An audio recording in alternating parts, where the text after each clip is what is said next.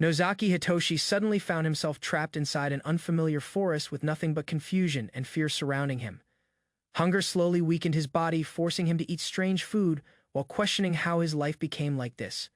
Memories returned of the day he pushed a student away from a speeding truck and lost his own life instead. Darkness disappeared when he awakened inside a silent white room where a mysterious woman waited before him. Without hesitation, the woman sent him into another world, leaving him alone to survive an unknown future. The mysterious woman explained that another person had already made a contract to exchange souls between worlds regularly. Nozaki listened nervously as she described a world filled with magic, monsters, and dangerous skills unlike normal life. She revealed that his body in the other world would closely resemble his current appearance without any special cheat ability. Growing irritated by his endless complaints, the woman suddenly decided to send him away immediately without further explanation. Moments later, Nozaki opened his eyes beneath unfamiliar trees and realized the strange reincarnation had truly begun. Nozaki landed hard inside the unfamiliar forest and slowly realized he had truly entered another world without any preparation. Panic rose briefly, but he forced himself to stay calm and focus on surviving before fear overwhelmed his thoughts.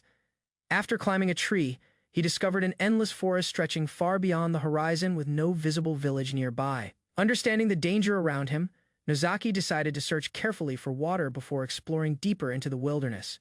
Using tree bark and straw, he created simple clothing to protect himself and continue moving through the strange forest. Nozaki pushed aside his fear and decided survival had to become his first priority inside the dangerous, unfamiliar forest. Thick plants and rough terrain slowed every step, making his search for water far harder than he expected. Strange noises echoed nearby, forcing him to rely more on his hearing than his limited vision among the trees. Staying alert, he carefully observed every sound around him while moving deeper through the dense wilderness alone. A loud rushing noise suddenly reached his ears, giving him hope that a river or water source existed nearby. The sound of rushing water finally led Nozaki toward a river hidden deep within the thick forest. Relief washed over him after drinking safely for the first time since arriving in the unfamiliar world alone. Once his thirst disappeared, he searched nearby and discovered a hollow tree that could serve as temporary shelter. After examining the area carefully, Nozaki chose the hollow tree because it remained close enough to the water source. Hunger soon returned, forcing him to test strange fruit carefully before risking his survival on unknown food. Nozaki gathered more edible plants around the forest while preparing himself for the difficult survival waiting ahead.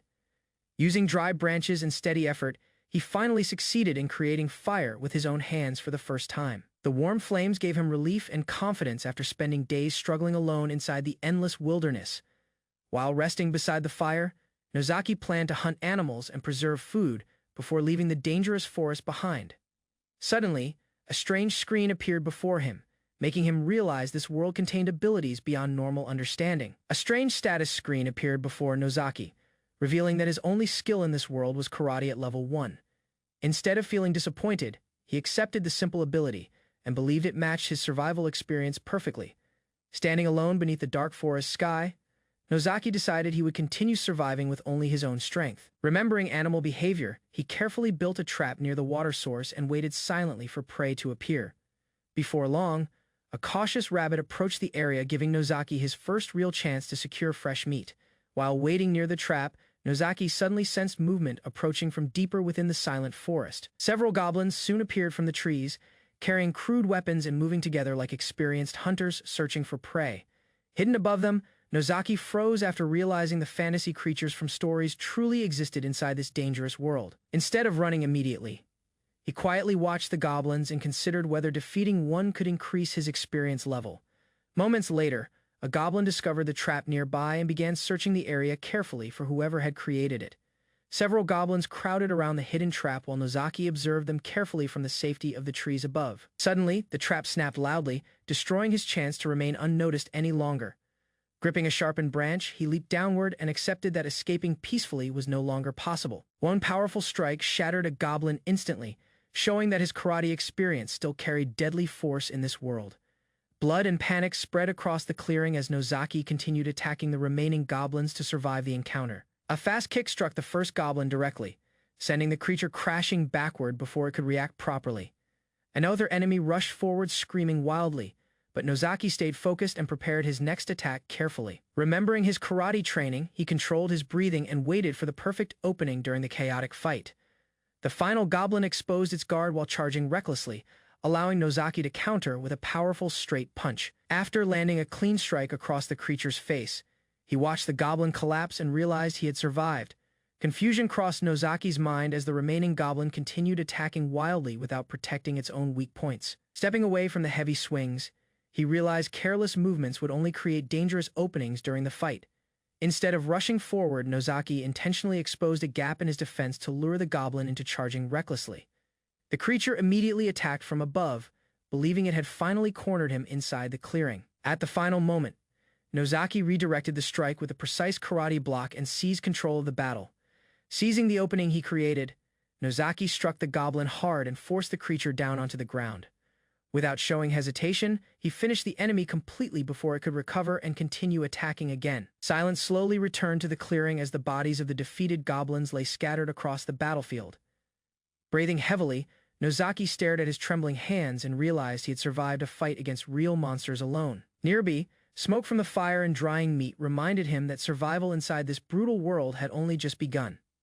After defeating the goblins, Nozaki reached level 2 and gained confidence surviving within the dangerous world. Nozaki continued hunting through the forest, chasing strange animals, while growing more familiar with the dangerous wilderness. Months passed after his arrival, and constant survival battles gradually transformed him into a tougher and more experienced fighter. Reaching level 8 sharpened his senses, allowing him to predict movements and react faster during dangerous encounters. His improving physical strength helped him keep pace with fast creatures that once escaped beyond his reach. Eventually, Nozaki successfully captured another animal, proving his survival skills had steadily advanced within the harsh world, carrying a large animal through the forest. Nozaki also discovered valuable chili peppers useful for survival and recovery. While gathering supplies nearby, he suddenly noticed several goblins moving nervously deeper within the dense forest area. Strange arguments and frightened behavior from the goblins made Nozaki realize something dangerous had entered their territory recently. A powerful roar echoed across the forest, immediately filling him with tension and forcing the goblins into silence.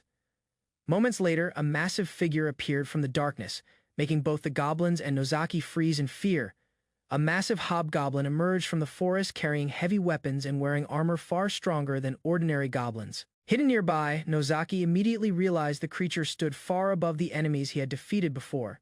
Fear spread among the smaller goblins as the enormous monster approached their group with overwhelming pressure and authority. Without warning, the hobgoblin slaughtered several goblins effortlessly, proving its terrifying strength through pure violence alone. Watching silently from the shadows, Nozaki understood he had finally encountered a monster capable of killing him instantly. The enormous hobgoblin suddenly noticed Nozaki's presence and charged toward him with terrifying speed through the forest.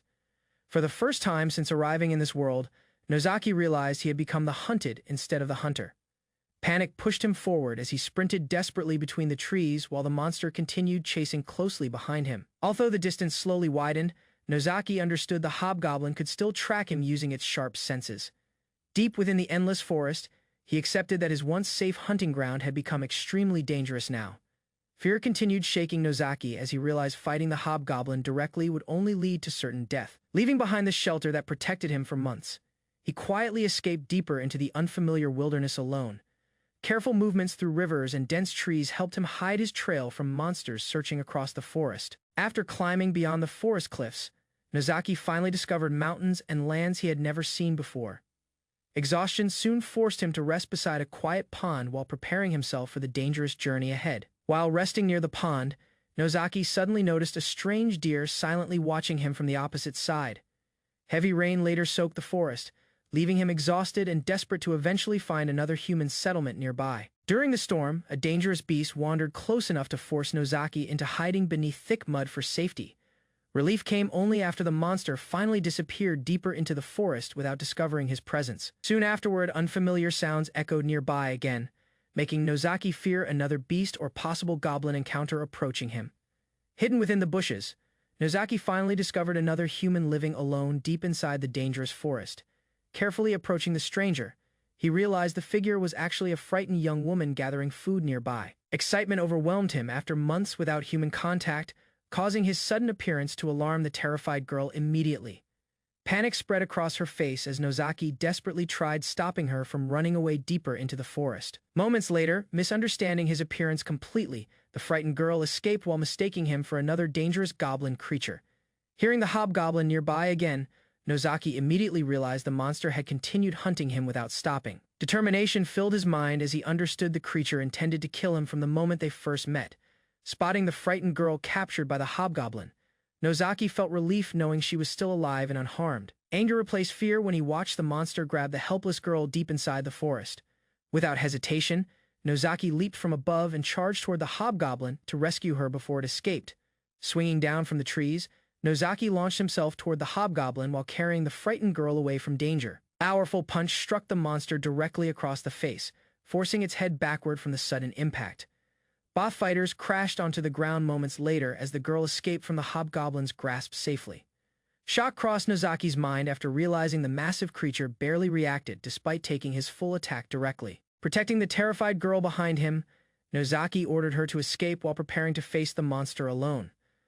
Nozaki stood before the massive hobgoblin, while the frightened girl escaped deeper into the forest behind him safely. Realizing retreat was impossible now, he prepared himself mentally and stepped forward to continue the deadly battle alone. Fear gripped Nozaki as the hobgoblin's overwhelming presence reminded him of facing a wild beast alone. Refusing to retreat, he confronted the monster directly while it charged forward, swinging its massive weapon recklessly. A heavy attack sliced through the air, but Nozaki barely avoided the strike. At the final moment, speed became his advantage as he countered quickly before the hobgoblin could recover from its large movements. Even after landing solid punches, Nozaki realized the monster's hardened body could withstand nearly every direct attack. Constant pressure from the hobgoblin forced Nozaki to search desperately for a weakness that could actually injure the monster. After avoiding another deadly swing, he struck directly against the creature's exposed side with full strength. Success finally appeared when the hobgoblin reacted painfully, proving certain areas of its body remained vulnerable to attacks. Using his speed carefully, Nozaki continued landing fast blows while avoiding the monster's overwhelming strength and weapon range. A precise strike against the hobgoblin's jaw stunned the creature briefly and shifted momentum toward Nozaki.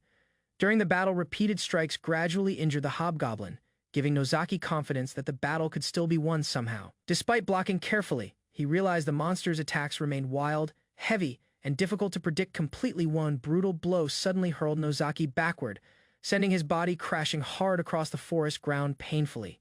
Rising unsteadily, he understood even a single direct hit could easily end the fight instantly for him. Furious roars echoed again as the hobgoblin charged forward relentlessly, refusing to give Nozaki any chance to recover. Desperation filled Nozaki's mind as he decided a powerful high kick offered his only chance of victory. Watching carefully, he waited for the perfect opening while circling toward the hobgoblin's blind side silently. A sudden kick slammed directly into the monster's head, forcing the massive creature to stagger from the impact. Hope briefly appeared when Nozaki saw the hobgoblin's balance begin collapsing under the accumulated damage and exhaustion. Before the monster could recover completely, he stepped forward again and continued pressing the attack without hesitation. The hobgoblin suddenly grabbed Nozaki tightly and crushed his arm with overwhelming strength during the brutal struggle. Pain spread through his body, but rage and desperation forced him to keep fighting instead of surrendering. Blood poured from the monster's face as Nozaki attacked wildly, trying to finish the battle before collapsing himself. A devastating counterattack from the hobgoblin launched his body violently across the battlefield without mercy. Moments later, Nozaki crashed heavily against a tree while struggling to remain conscious after the brutal impact. Injuries and exhaustion overwhelmed Nozaki as his body weakened, while consciousness slowly began fading beside the damaged tree. Desperate to survive, he remembered the extremely hot chili pepper and forced himself to swallow it immediately.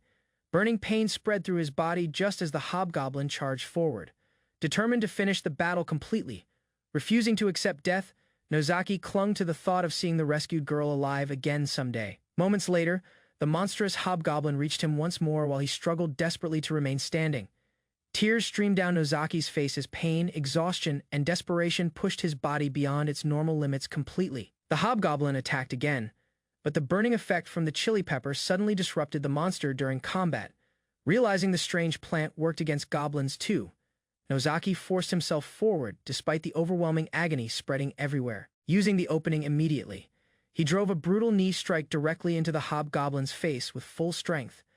Blood covered his battered body while determination alone kept him standing against the monstrous enemy before him. Blood poured from the hobgoblin's shattered eye while Nozaki unleashed everything remaining in his exhausted body during combat.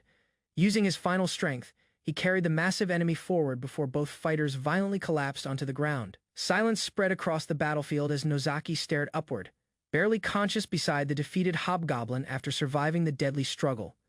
Victory finally reached him when the monster stopped moving completely, ending the brutal fight that nearly killed both warriors. Exhaustion overwhelmed Nozaki afterward, leaving him unable to move while his battered body slowly lost remaining strength.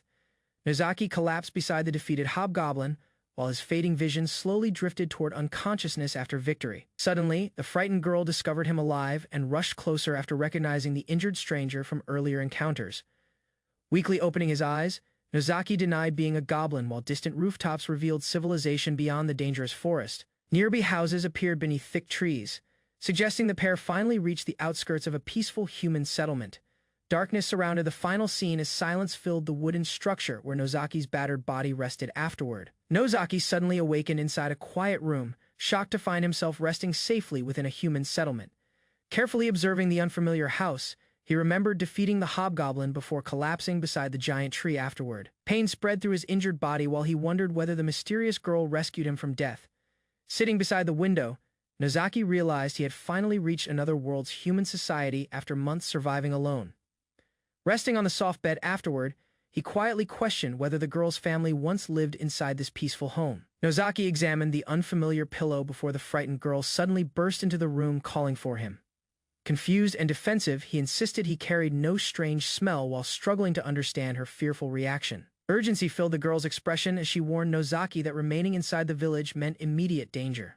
Hearing approaching villagers, he learned the townspeople planned to attack him despite surviving the forest's brutal monsters recently. Armed villagers surrounded the house afterward, believing Nozaki threatened their safety while demanding someone deal with the outsider immediately. Villagers surrounded the building, gripping weapons tightly. Hitoshi watched, confused by their sudden aggression and hostility.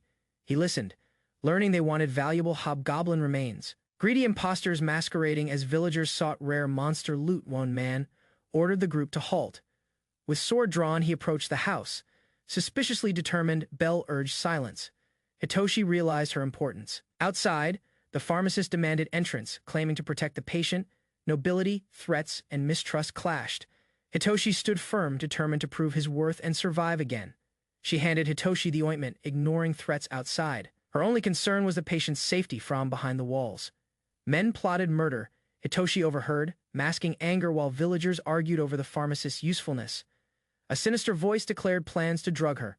Hitoshi's eyes narrowed, fury building at their cruelty. The girl scolded Hitoshi's stubbornness. Outside, lewd threats and indifference continued. Her clenched fist trembled with silent, growing rage. Gratitude replaced fear. Hitoshi lowered his head, ashamed of how they'd treated her kindness. Hitoshi charged forward but collapsed mid-step. She blocked the door, shielding him with her outstretched arms. Frustrated and injured, he forced himself up. Despite pain, his will to fight hadn't yet faded. Each step drained his strength faster while running. He realized the forest escape wouldn't last much longer. Villagers caught her deception. She resisted, but their anger boiled. Retaliation for helping him came swiftly and violently. Determined voices echoed nearby. They vowed to hunt him down, torches in hand, scanning every shadowed corner. Orders came with rage. The scar-faced man shouted for blood, demanding Hitoshi's death without hesitation. Unshaken, Hitoshi stared forward, that furious face, the threats and the pain he burned them into memory. Night fell, flames crackled beside foraged fruit. Alone on the cliff, he prepared for what's next. Blame fell on the girl. Meanwhile, he reflected beneath shadows, rejecting their claim that she failed. He looked up at the night sky. The stars whispered nothing back. He missed home. Stars burned above as he made a quiet vow, no matter what, he'd return. Surveying the canopy, he began improving shelter. Mistakes from his last camp couldn't be repeated again. Foraging yielded results, roots resembled familiar food. He observed similarities between this land and his old world. Storage became priority. Rations were limited. Wounded and alone, he knew every step had to count. Inside the tree base, he checked his stats. Progress came slowly, but strength was gradually returning again. Reflections beneath the moon revealed truth. People here mirrored those from Earth, both good and cruel. Some showed kindness, others hatred. Murderous intent, like before, still lingered in human hearts, without warning. Fighting isn't just physical. Mental preparation matters more when survival depends on instinct and clarity. Rest brought questions. Even with resolve, doubts haunted him. Could he ever be truly ready? Elsewhere, Belle screamed. Her clothes vanished by magic, leaving her vulnerable to a sudden, unknown danger. Hitoshi awakened to a strange sound. A giant lizard emerged, fangs bared. Ready to strike, grabbing its tail mid-attack, he subdued the creature. Pain flared in his healing arm again. With meat finally secured, he roasted the beast. Every bite helped ease frustration and restore energy. While eating, he reflected on Belle's past. Her isolation and loss weighed heavier than imagined before. He whispered a wish into the woods. Recovery would take time. She had to survive. A full week passed, covered in mud. He crawled through brush as rabbits fled his path. Camouflage helped avoid conflict. Facing humans still felt overwhelming compared to wild beasts like hobgoblins. These sharpened with resolve. He stood quietly, every movement focused, prepared to advance without hesitation. Now muscles tightened beneath dried clay. With no more doubts, he moved forward toward the village once again. In the distance, rooftops reappeared. His next confrontation was near. The return had finally begun. Two guards slouched outside the building, muttering complaints. Neither expected Hitoshi to ever return again. While they joked and relaxed, he listened. Realizing only two stood guard, he planned silently. Circling the house's rear, he spotted one more. The hidden route was less defended than expected. A pebble thrown as distraction worked. The guard looked away just long enough for Hitoshi to slip inside.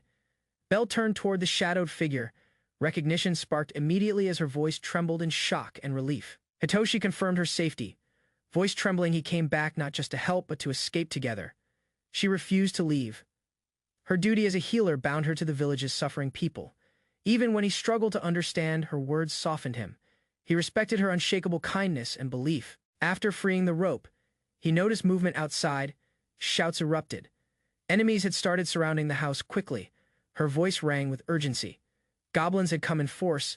Survival now meant fleeing immediately without hesitation. A guard stormed outside with a club. Confident reinforcements would soon arrive to help. Without warning, a blast of energy shattered the wall, hurling him backward in pieces. He stepped forward, silent and firm, staring down two armed men approaching cautiously. More villagers charged and shouting, led by a crazed swordsman rallying others with a scream. A furious ambush unfolded as Hitoshi faced the swordsman who returned seeking revenge without mercy. Hitoshi offered him life in exchange for truth, justice, and reparations for Belle's innocent daughter. Instead of accepting, the enemy gathered allies, launching a brutal charge to overwhelm him with sheer force. Leaping forward without hesitation, Hitoshi delivered a crushing strike, knocking out foes with raw karate precision and power. Survivors scrambled to recover, while Hitoshi stood calm, tightening fists, ready to face whatever came next. Philip's allies mocked Hitoshi with cruel confidence, unaware the balance of power had already shifted. But one man collapsed instantly, blood pooling beneath him as the young witness realized the truth. Everyone froze in disbelief as Hitoshi stared down, silently accepting he'd just ended someone's life. With force, shock faded fast, replaced by cold logic. Humans break too easily, even with just one solid blow. Reflecting without guilt, Hitoshi dismissed Ruben as weak, his fists reserved only for those truly worthy. Hitoshi's silence unsettled them, his presence alone a threat without needing sword, shield, or words. 8 armed opponents circled him cautiously, wielding farm tools and makeshift weapons with nervous but determined faces. After assessing the weapons and skill gaps, Hitoshi calmly predicted how the battle could unfold. He focused on staying in close quarters where movements and tactics would outweigh raw power or strength. As expected, the leader raised his shield, forcing Hitoshi to adapt for maximum striking impact. Charging head on, Hitoshi closed the distance fast, while his opponent prepared to intercept with lethal precision. Steel thrust forward as the shield advanced, forcing Hitoshi to react with a calculated defensive stance. Instead of retreating, he countered with a powerful kick, testing the shield's strength and defender's stance. The impact pushed the enemy off balance, cracking his posture and exposing his unguarded upper flank. Without delay, Hitoshi landed a fierce blow to the skull, staggering him before delivering a finishing strike. The leader collapsed midair, eyes rolled back as Hitoshi's devastating kick shattered his final resistance. While the body hit the ground, Hitoshi faced a new challenger already rushing with a spear. 3 opponents surrounded him again, testing his awareness and spacing, but none dared strike first without backup. One finally lunged with a wild attack, but Hitoshi countered immediately, slamming him hard into the earth. After the throw, silence returned. The last fighters stared, frozen by fear and the overwhelming martial dominance. Hitoshi focused his stance, predicting the opponent's movement and planning to end it with precision. Before impact, he caught the spear mid-lunge. Halting the charge with a clean, confident grip, the enemy stumbled backward. Losing control, Hitoshi advanced, irritated, but composed, ready to finish things decisively. With a sharp breath, he struck hard, his bloody fist proving that the fight had truly escalated. Witnessing the brutal takedown, the remaining fighters either panicked, vomited, or fled, overwhelmed by Hitoshi's unstoppable presence. As villagers fled, a nobleman arrived shouting for his son, only to find devastation and silence. Kneeling beside Philip's corpse, the man's grief quickly twisted into rage as he blamed Hitoshi instantly. Hitoshi, unfazed, recognized this man's authority and guessed he was the true force behind everything. The noble revealed his secret weapon, Hegart, a knight raised and trained solely for this very confrontation. Clad in armor, Hegart vowed to repay loyalty with bloodshed, fully aware of his violent mission. Hitoshi tightened his stance, analyzing the knight's heavy armor and anticipating a fight unlike any before. The armored warrior steps forward cautiously. Hitoshi crouches low, sensing danger beyond what he has faced before. Training sharpened this enemy, Hitoshi readies his stance, recognizing strength earned through relentless combat, not sheer force. While chaos erupts behind him, Hitoshi focuses on survival. Rushing in blindly here would cost everything. Exhaling slowly, he steadies his body.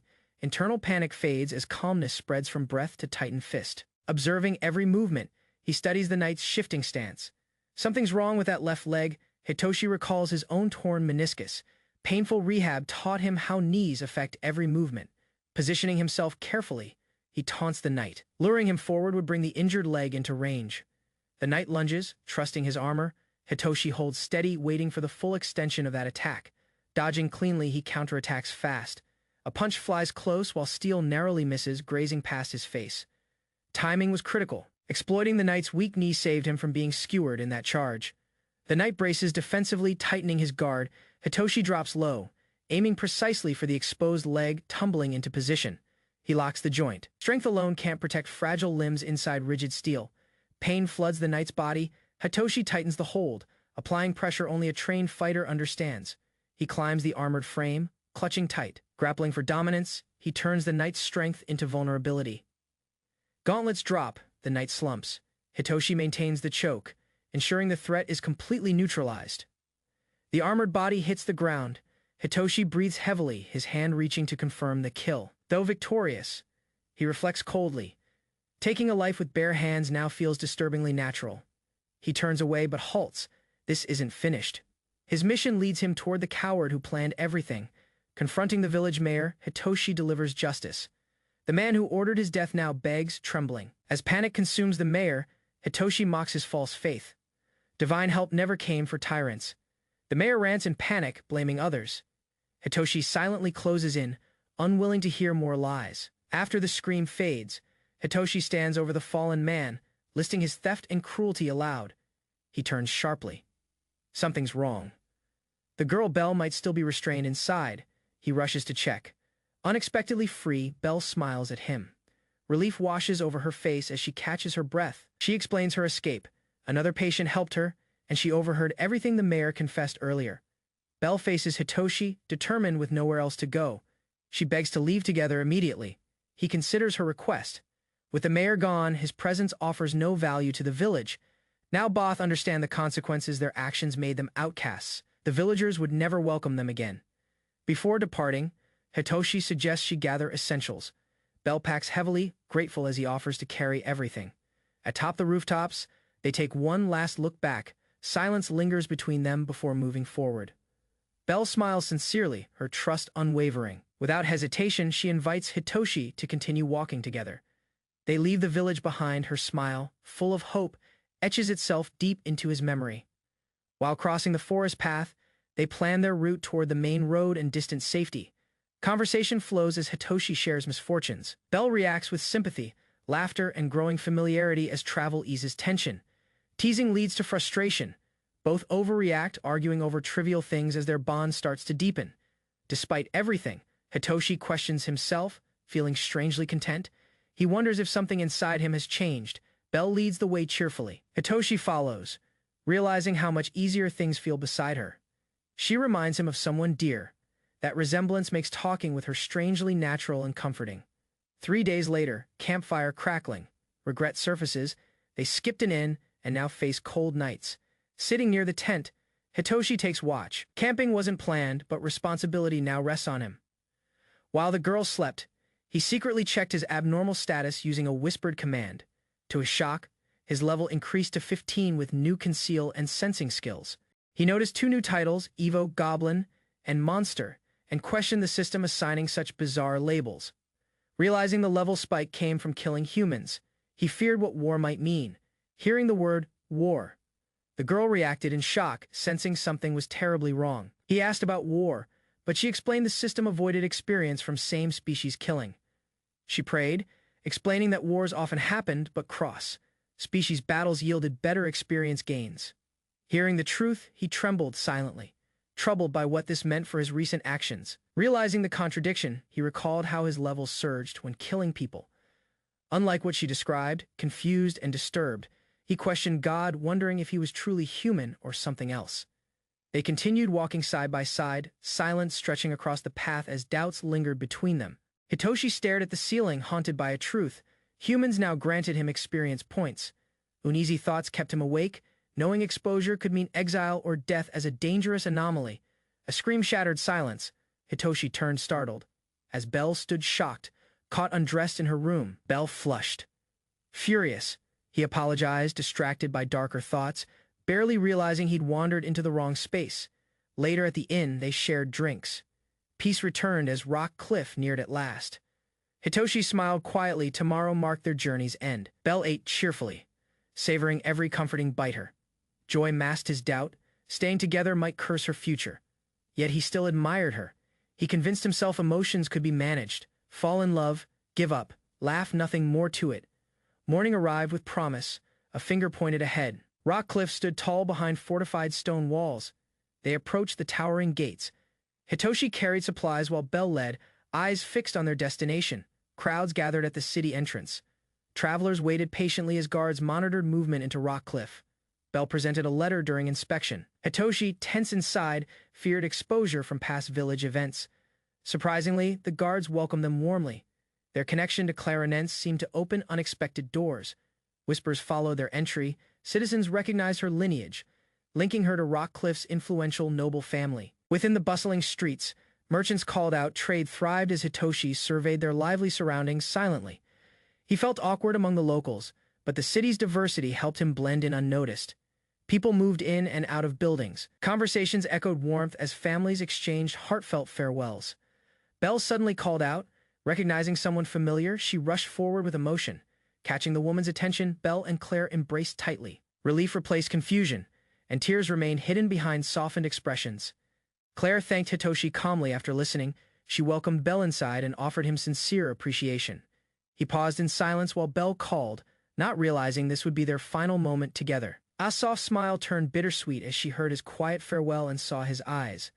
Claire warned him sternly the man he killed had noble blood and dangerous political consequences followed.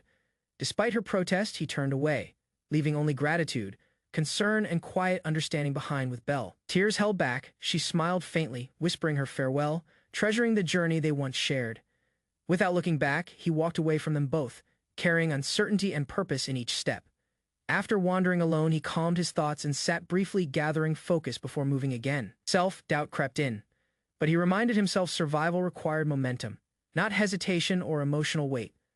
Lacking options and funds, he chose to register locally, vowing to become an adventurer again. A familiar symbol appeared. That emblem marked the start of many stories. The Adventurers Guild awaited. Hitoshi stood before the guild entrance, exhaled deeply, and knocked with firm, quiet determination. The doors creaked open slowly, signaling the beginning of something unknown, yet necessary for survival. Inside, he imagined fresh beginnings, a new role, new people, and perhaps clearer meaning going forward. Greeting him was a confident woman, smiling playfully as she welcomed him into the guild. At the counter, an unfamiliar man awaited. Hitoshi replied politely, suppressing thoughts that almost surfaced. He confirmed his intent to register. The clerk emphasized ability mattered more than literacy or presentation. After signing, he entered the bar like guild hall, surrounded by watchful, rough-looking adventurers drinking casually. Although laughter echoed, everyone silently evaluated him. Relaxed expressions couldn't fully hide their guarded instincts. Kaimon, the calm observer, addressed his companion with curiosity, sensing something unusual about the newcomer. The cloaked youth answered faintly. His silence left Kaimon uncertain, but tension quietly filled the air. Kaimon sensed something was off.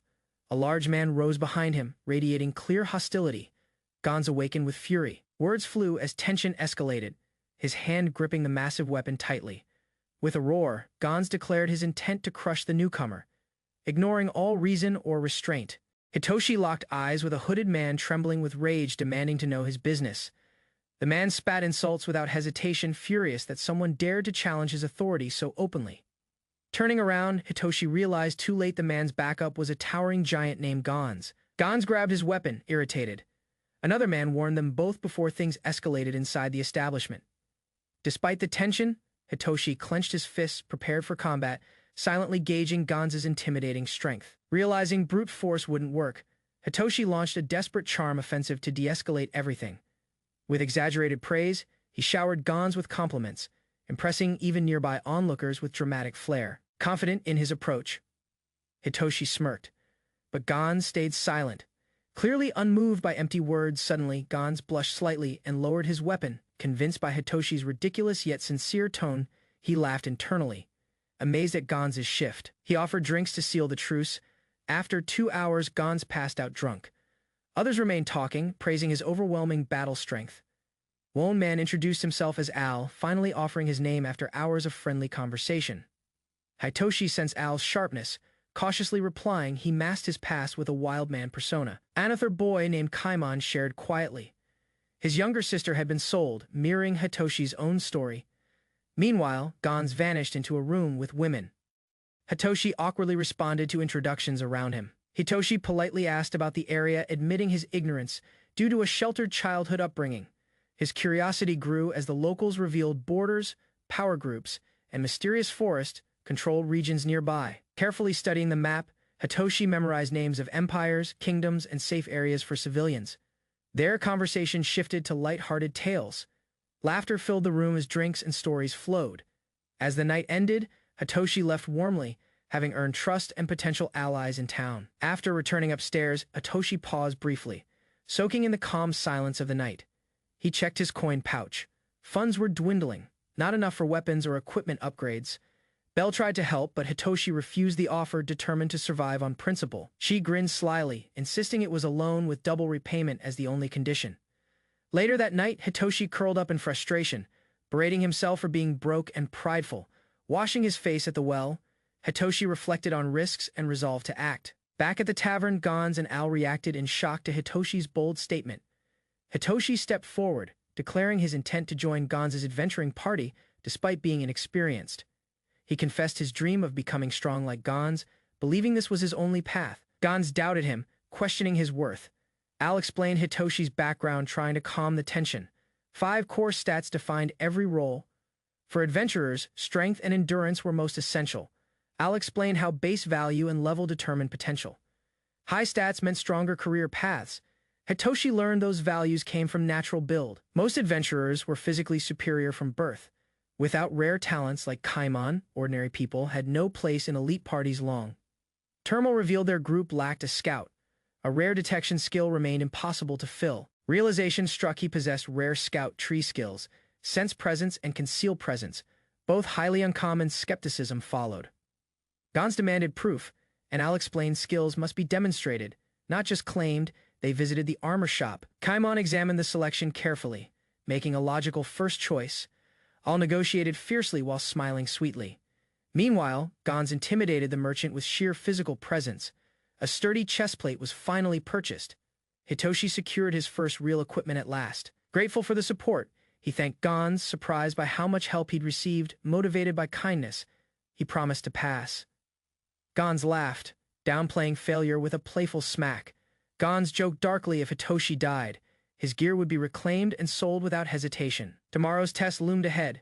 With armor secured and nerves steeled, he prepared himself mentally tonight. This harsh reality didn't discourage him. If survival required strength, he'd accept it without complaint. Morning arrived as the group left the castle, moving silently through rocky terrain under cloudy skies. Without speaking, the 4 advanced together. Each step tested their resolve, their unity quietly strengthening, everyone focused ahead. Fatigue lingered in Yajin's mind. He hadn't slept, nerves tightening around tomorrow's unknown. Crested peaks loomed ahead as the adventuring party silently advanced, the wind sharp with looming danger. A folded parchment revealed their mission: eliminate a wolf, like beast, terrorizing livestock near the frontier. Suspicion lingered. Why had no other group taken such a seemingly simple extermination job before them? They learned the truth too late. Wolves attacked in coordinated groups, exploiting hesitation and crushing weakness. Hitoshi spotted movement ahead, heart sinking as realization hit. This would be no easy fight after all. He stood quietly as the village finally came into view, its wooden fences worn and silent. Within the gates, a brutal sight greeted them: a mauled sheep torn open in half. Devoured locals shared the grim reality: frequent attacks, growing losses, and no sign the wolves would stop. A little girl named Meru wept for her sheep, while villagers pleaded desperately for protection. Their leader agreed to help, but only after confirming the full scope of the danger. Instructions were given: firmly maintain vigilance, avoid risks, and let Al handle the village discussions. Despite the villagers' kindness, suspicion lingered. Even innocent faces could hide danger in a world like this. Aunt's talks concluded. The group learned wolves originated eastward, prompting immediate preparation for subjugation duty. All warned Yajin of deceitful requesters, reminding him survival depended on suspicion more than sympathy. The team reached the forest's edge. Tension built. Hitoshi exhaled deeply, knowing the real trial awaited. Hitoshi received strict orders: locate the wolves' den without being noticed, using concealment at all times. His team stayed behind while he prepared to scout alone, anxiety building with each step taken. Encouraged by a confident comrade, Hitoshi officially took over scouting duties, now under watchful expectations. The forest shadows welcomed him back, familiar yet unsettling. It stirred memories and unease. Deep inside, thoughts scattered as instincts returned. He masked his scent, alert to predators sensing weakness or fear. He located a patch of mint plants and quickly masked his scent using their strong aroma. Preparations done, Hitoshi sharpened his senses and activated his detection skill. Ready for the next step. Shapes appeared in darkness, faint energy signals of life. But identifying exact targets remained nearly impossible this way. Signs on the forest floor revealed multiple large creatures had passed through, confirming earlier suspicions. Suddenly, 5 distinct presences emerged together. His heart pounded. The wolves were dangerously close to him. Inside the dark cave, several gray wolves gathered, unaware they were being closely observed from afar. Hidden in the brush, Hitoshi confirmed the den's location and watched the beasts enter without caution. After returning, he received praise from his companions, who now prepared for the approaching confrontation. Confident in the intel, Al planned the assault, determined to prove the team's overwhelming strength. While they advanced from downwind, Hitoshi was tasked with signaling the moment combat should begin. Wolves approached rapidly. Hitoshi raised the signal, warning his team the fight was about to begin. Kaimon loosed an arrow with sharp precision, aiming directly at the wolves' advancing front line. 2 beasts fell quickly. One roared in pain, blood spraying as it lunged forward in fury. Gons answered with a fearsome yell, swinging his axe down and crushing the attacker with force. More wolves charged, muscles tense. With a heavy roar, Gons readied his next strike against the pack. From the shadows, Hitoshi watched Gons land 2 deadly blows, cutting down wolves with brutal strength. Another wolf leapt at Al, but he blocked swiftly. Gons' swing had left an opening. Their teamwork became clear. Al defended and redirected enemies, keeping them within Gons' striking zone. Kaimon and Al reduced the wolves' movement, while Gons delivered punishing final strikes without hesitation. Their formation held strong. Efficiency, timing, and trust turned chaos into overwhelming force that impressed Hitoshi deeply. Hitoshi realized he was witnessing the coordination of Rock Cliff's most elite adventurer party in action. The wolves were overwhelmed in seconds. While Hitoshi froze in awe, Gon snapped him back to focus. After returning to the village, they reported the mission, dismantled wolf corpses, and rested for the night. Over dinner, Hitoshi was praised for locating the den, though he humbly downplayed his contribution. Little Miya's thanks brought a smile despite the teasing. Hitoshi felt acknowledged and part of something real.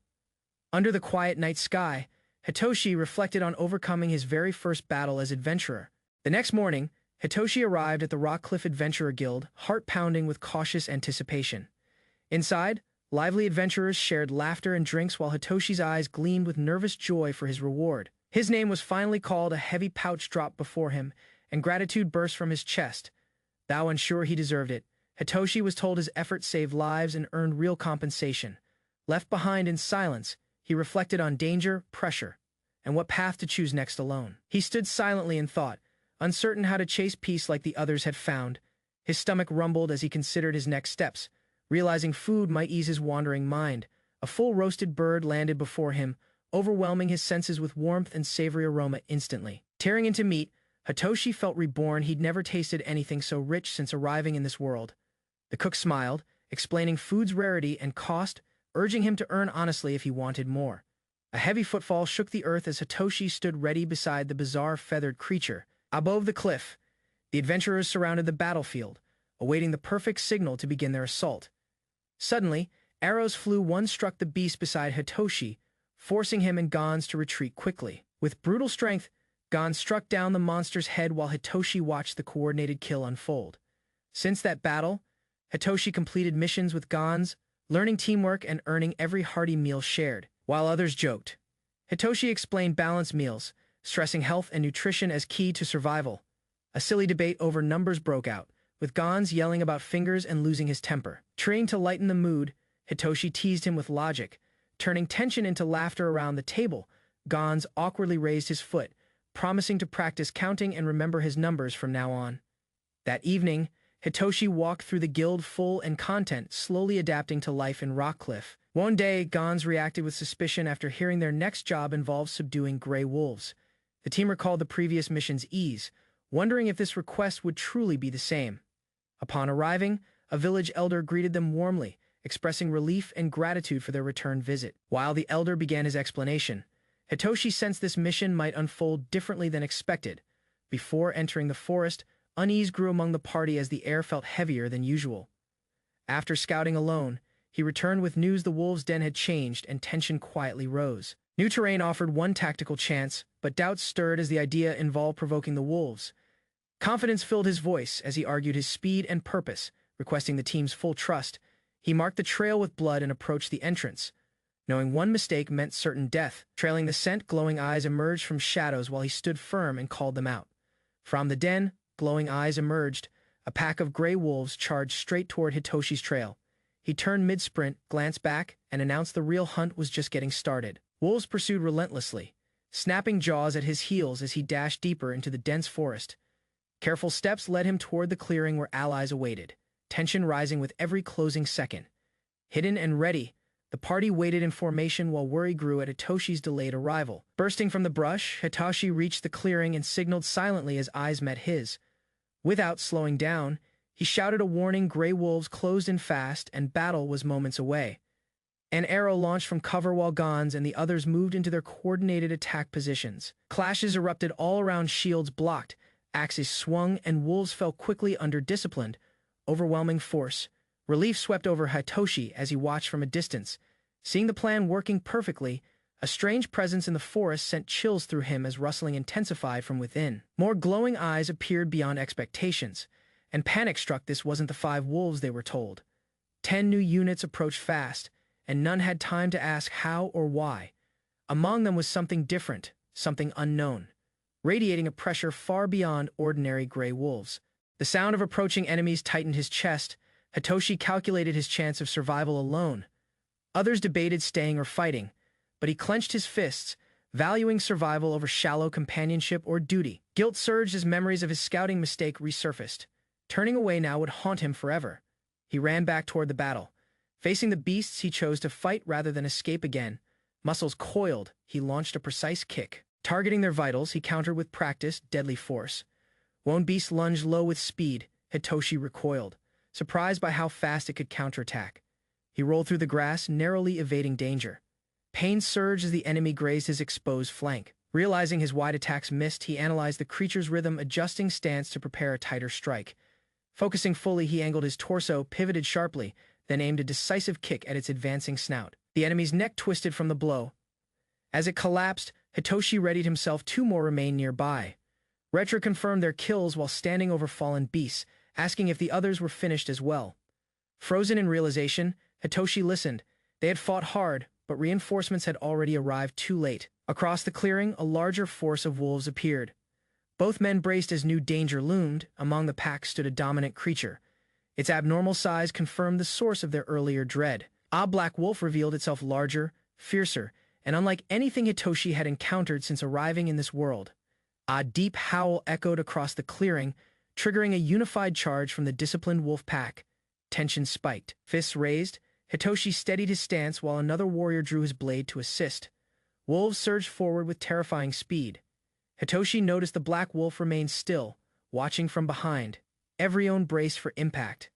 Allies spread out, forming battle lines as beasts closed in from every direction. Flanked from both sides, Hitoshi realized escape was impossible. Teeth lunged, forcing him into immediate close combat.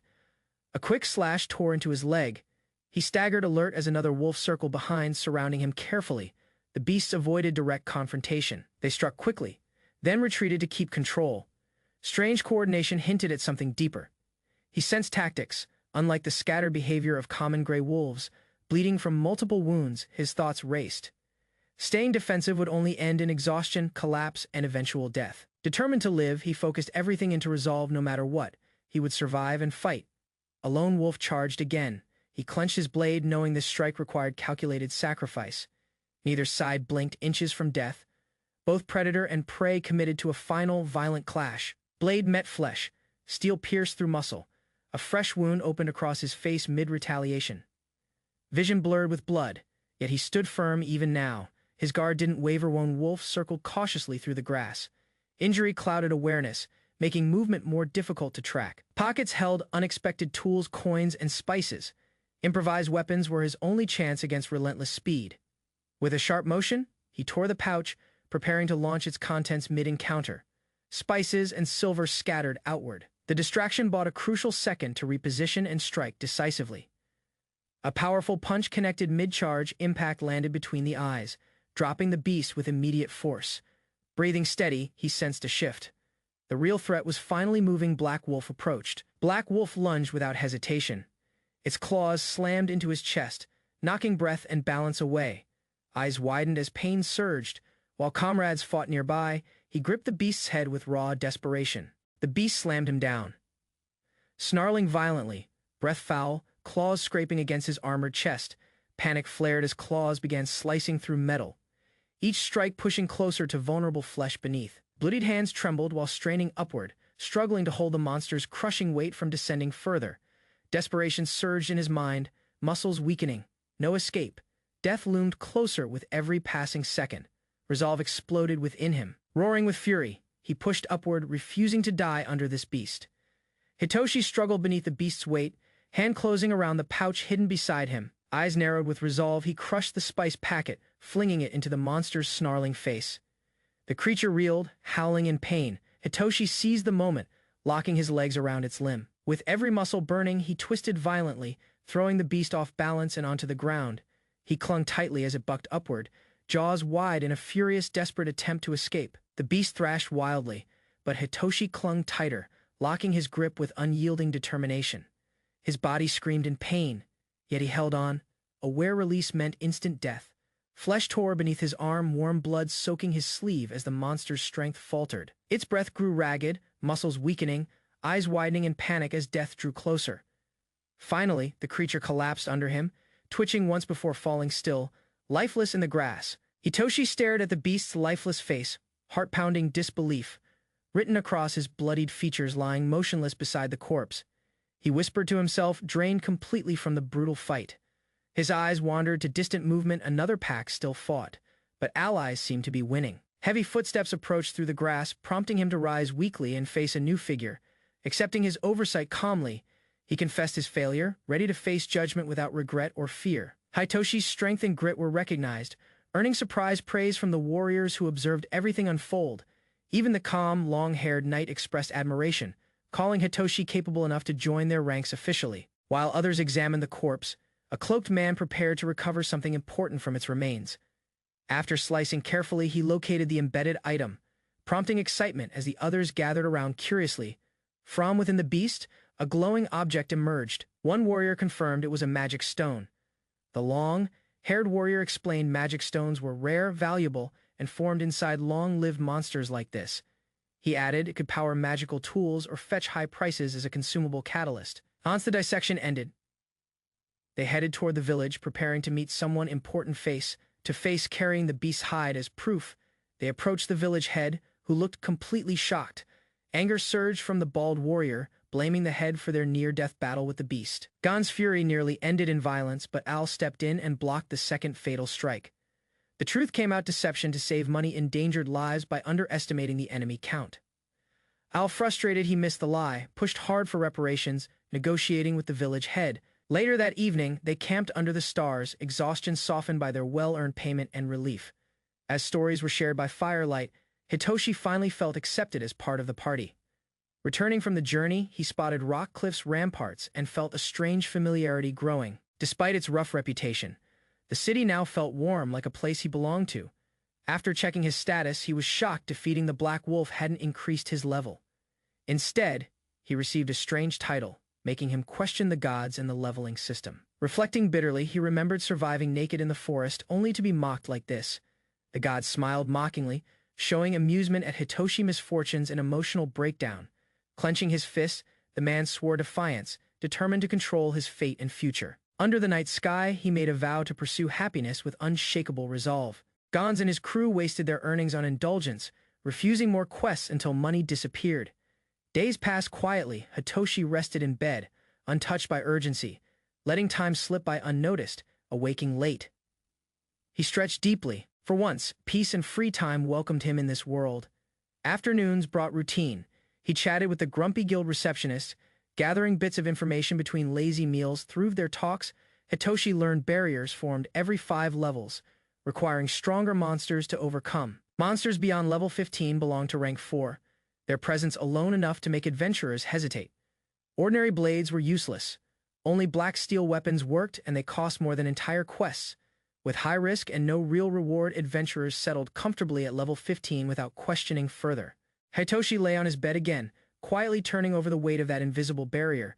Thinking about failure chilled his heart. Losing meant erasing even the small joy he'd found.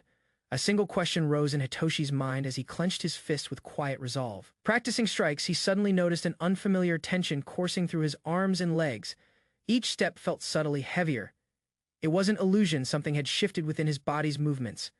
Another adventurer explained that combat skills enhance the body, boosting strength while active during battle. Those enhancements vanish when focus breaks, leaving the body drained and slower after power is cancelled. As Al explained, Hitoshi realized the unease matched how others felt when skills first awakened. Doubt clouded his thoughts. If karate enhanced strength, why hadn't he sensed the change before? Despite long possessing the skill, he'd only now begun to grasp its depth through physical feedback. Unlike sword users, Hitoshi fought barehanded. He wondered what could possibly trigger his unarmed combat skill. Then clarity struck. If weapons triggered others' skills, for him, the answer was simple: his breathing. Years of abdominal breathing training allowed Hitoshi to remain silent, unnoticed, and difficult to detect. Breathing wasn't the only habit. His walk, gaze, and posture all shaped by years of practice. Only while relaxed in solitude had he lost control, revealing the skill's effect for the first time. That realization ignited something. Hitoshi demanded answers, eager to understand the true nature of his abilities. At dawn, he departed alone, determined to seek strength and clarity beyond the town's border. Finding an empty training spot behind the wall, Hitoshi made sure no one was watching. Recalling Al's words, he reflected on how skills could optimize movement, even under extreme conditions. The idea excited him. If movement sharpened instinctively, it had to be tested immediately. Entering stance, he focused his breath. The skill responded, his body began shifting, driven by intention. A sharp, fluid strike launched forward. For the first time, Hitoshi truly witnessed karate's hidden power. Staring at his clenched fist, Hitoshi felt awe. The result exceeded anything he imagined possible. By lowering his center of gravity, he stored energy, ready to transfer force through his body. Energy moved from knees to fist, rotating with momentum. The punch carried spring, loaded, full-body precision. Without skill support, such complex motion was impossible. Now his entire weight flowed naturally into each strike. Strikes continued through the night. Hitoshi honed form, refining control and technique in complete silent focus. Kick after kick, Hitoshi refined flow and rhythm, sensing harmony between breath, muscle, and mind. His brow glistened with sweat, but his heart felt light. Training had become genuinely enjoyable again. Suddenly, a memory emerged, his younger self punching with joy, driven by pure love for karate. Standing firm, he mimicked the past. A quiet thank you rose from deep within his chest. Under the moonlight, Hitoshi offered silent gratitude to the world and to the god of karate. Beneath the full moon, Hitoshi vowed to endure. Even here, his karate path remained unbroken. Sprawled beneath the fortress wall, Hitoshi caught his breath after intense solo training through the night. Despite exhaustion and no sleep, fierce determination burned in his eyes. His body still demanded more training. Morning light revealed a bustling city below. Further practice would draw attention he didn't need. Now, approaching the quest board, Hitoshi scanned quickly and snatched a task involving gathering herbs from forests. He reasoned it was practical, a free way to collect ingredients and craft healing salves himself. The official questioned how Hitoshi learned apothecary secrets usually kept from outsiders or casual acquaintances. With the registration complete, he silently accepted the emblem signaling the quest had officially begun. Once he passed inspection at the city gate, the guard granted permission to exit the territory. He journeyed through rugged terrain, following a signpost into the wilderness where gathering could begin. Eventually, beneath the forest shade, he located his target, the distinctive leaves of gnarl herb. Hitoshi recalled the instructions, carefully digging out roots, determined to follow the method exactly as taught. With herbs securely packed, he stood up, satisfied by the organized collection inside his travel bag. He began shadow training again, preparing for situations where magic or skill-based techniques might become unusable.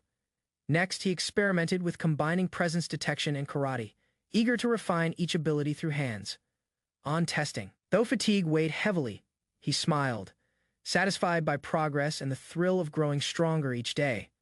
A sudden rustle made Hitoshi freeze.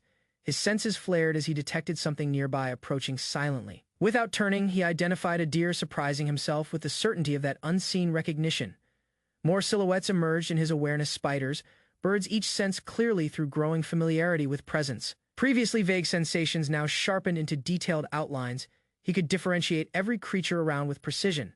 His skill evolved dramatically, enhancing perception and processing, granting sharper awareness of threats hiding beyond sight. After sensing his growth, Hitoshi declared with confidence that he could continue becoming even stronger.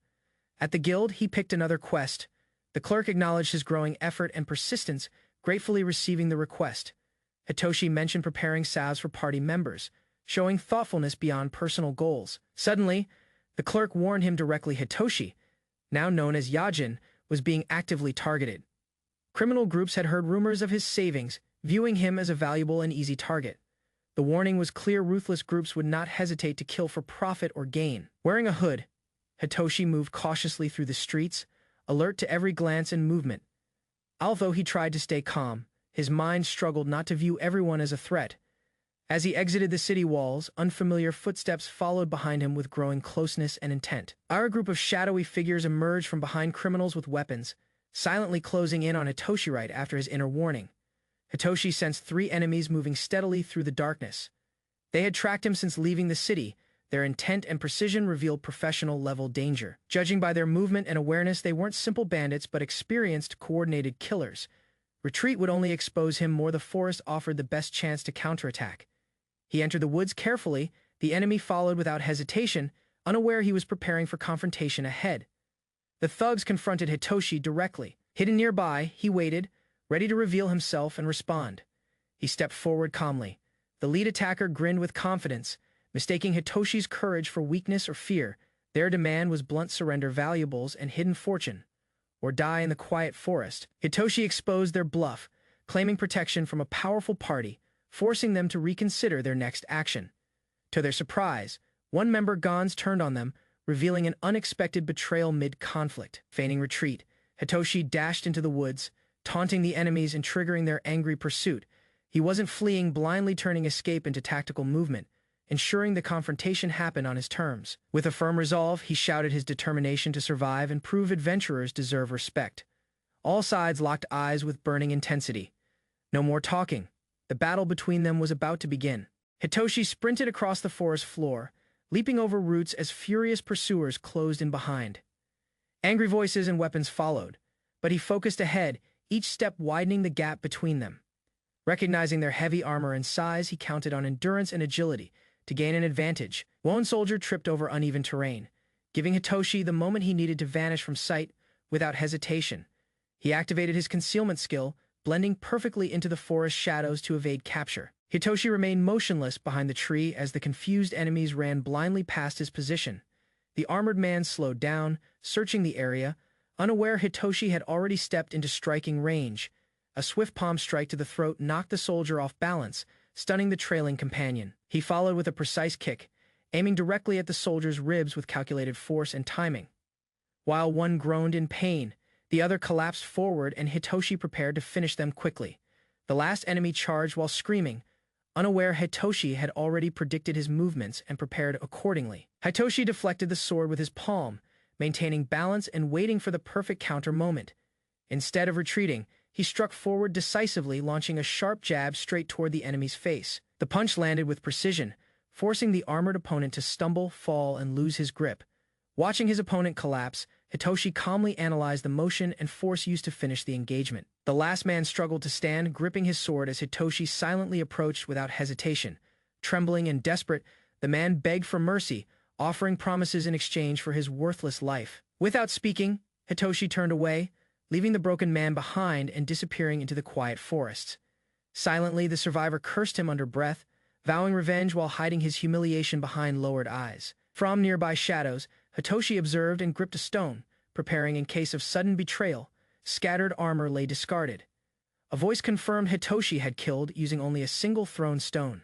Inside the room, a fellow adventurer commended his decision to avoid the enemy's sword range. Hitoshi listened while learning how desperate adventurers resorted to crime when advancement and income both stalled. Al explained how flaunting power discouraged enemies, and stolen gear could display dominance in town. Later, in a quiet alley, Hitoshi delivered equipment for trade under the slum's unspoken rules. Hitoshi paid in silence, gaining a new client and establishing trade with the weapon vendor. Alone with his thoughts, he questioned the value of life and the weight of survival. Noticing the shift in danger, he realized his next battles would happen within city walls. He was called by name as familiar faces Gons, and Al waited inside the tavern. After joking and teasing, Gons praised the easy money, while Al suggested celebrating their recent success. Gons urged him to drink, reminding that adventurers couldn't afford to dwell on regrets. Hitoshi accepted the toast, admitting there was no point in dwelling on past violence alone. As the night passed with drinks and laughter, his heavy thoughts faded just slightly for now. Gons towered over the man, demanding his valuables with a glare that promised instant violence, terrified by the threat. The newcomer hesitated, confused whether they meant coin, gear, or something worse. While Hitoshi watched silently, he realized Gons operated purely on instinct, never thinking before provoking others. Despite his recklessness and bullying, Gons possessed unmatched strength, feared by everyone within the city's walls. Knowing that retaliation meant death, Hitoshi resolved to show strength or fall prey to predators himself. Gons yawned without concern, while Hitoshi reflected on how reckless actions could invite sudden death. Rather than provoke others, Hitoshi preferred gathering herbs quietly. Though Gons prepared himself for the weapon shop, seeing Gons act freely puzzled Hitoshi, who realized the true power behind him came from Al's influence. Al's friendly face hid a dangerous mind, managing the city's rumors and threats through vast intelligence. Grinning coldly, Al reminded Hitoshi that no cure existed for his hair, only truths that sting. Hitoshi froze in shock, realizing Al's manipulation extended further than he'd ever expected or imagined. As he moved through the street, he resolved to build a reputation like Gons and Al. Spotting a lone figure ahead, he narrowed his eyes, certain it was the elusive archer Kaimon. Despite Kaimon's small build, his intimidating aura inspired fear, making Hitoshi determined to uncover his secret. He trailed Kaimon discreetly, only to find him halted before a locked, silent wooden door. Confused by Kaimon's destination, Hitoshi followed silently, surprised to find it led to an inn. Inside, chaos erupted as Hitoshi rushed through a window, breaking up a dangerous situation involving a girl. The man fled in panic, forcing Kaimon and Hitoshi to chase him through the alleyways. Kaimon finally spoke, requesting Hitoshi's ability to sense presence to help locate the escaping threat. With determination in his eyes, Kaimon asked Hitoshi to join him in tracking the suspect. Chaotic chain of events. Kaimon explained the man attacked a harlot he knew, then fled before anyone could stop him. Hitoshi realized the woman was seriously hurt, while Kaimon burned with rage, ready to kill. They tracked the attacker to a tavern, but the man hadn't made a single move. Knowing the target was frozen in fear, Hitoshi warned against barging in without thinking it through. They stayed hidden, realizing storming the tavern was risky with multiple allies supporting the suspect inside. Hitoshi reassured Kaimon of his safety, both agreed to wait for the enemy's next move. Kimon's senses sharpened as he noticed the man stand and speak. Finally beginning to shift position inside, movement toward the counter confirmed their target was preparing to act, changing the situation immediately. Baudron Kimon locked on through the window, counting the steps before releasing a deadly arrow. Inside the noisy tavern, unaware of danger, several patrons sat drinking casually with their backs turned. Without warning, Kimon's arrow pierced the target, dropping him instantly as a woman looked on calmly. The shot struck cleanly, sending the man crashing across the floor, stunned and gasping in disbelief. Kimon lowered his bow and turned to Hitoshi, choosing to check on the injured girl back at the inn. The two silently observed her resting, relieved she remained alive for now. Kimon watched the girl rest, relieved her wounds had stabilized thanks to proper medicine and care. Despite the outcome, he blamed himself, believing he had failed to keep his promise to protect. Hitoshi noticed Kimon's quiet change, realizing how deeply he cared for the girl's safety and recovery. The resemblance to his sister explained Kimon's intensity. This girl reminded him of someone he once loved. Under the moonlight, Kimon revealed the truth: his sister had been sold. Leaving a scar that lingered, Hitoshi walked alone, realizing that Kimon's method wasn't something he could ever adopt himself. He acknowledged that Kimon relied on silent killing, a skill he couldn't emulate or master effectively. Compared to Gon's or Kimon, Hitoshi felt uncertain how to express strength in his own way. But a thought surfaced: there might still be one final method left to prove himself. Al's words echoed clearly.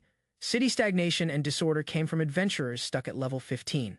He stared upward at the symbolic ceiling, realizing everyone's growth had been trapped by invisible constraints. Two men walked between quiet buildings, one gripping his sword tightly, waiting for the signal. Tension filled the air as Hitoshi sensed danger approaching. The enemy moved without hesitation or warning. He clenched his fists, suppressing fear, rage, and instinct awakened. Survival demanded strength. Retreat was not an option. His opponent stood ready, sword raised. Both fighters measured distance, neither making the first reckless move. Steps echoed slowly across the ground. Hitoshi circled, fists raised, watching for any sign of hesitation. Eyes locked with tension, both men tightened their stance, aware the next move would decide everything. The swordsman advanced cautiously. Hitoshi remained firm, slowly herding him toward the narrow space near the wall. Movement stopped. The man glanced back, realizing the trap too late. No escape remained behind him. Sweat ran down his face, surrounded by stone. Panic rose. Hitoshi stepped forward, exploiting the hesitation instantly. He launched a punch. Metal clashed. The blade cracked under pressure. Hitoshi's fist had broken through defense. The swordsman misstepped into striking range, realizing too late. He prepared a hasty counterattack with his fist. Hitoshi shifted forward, closing distance.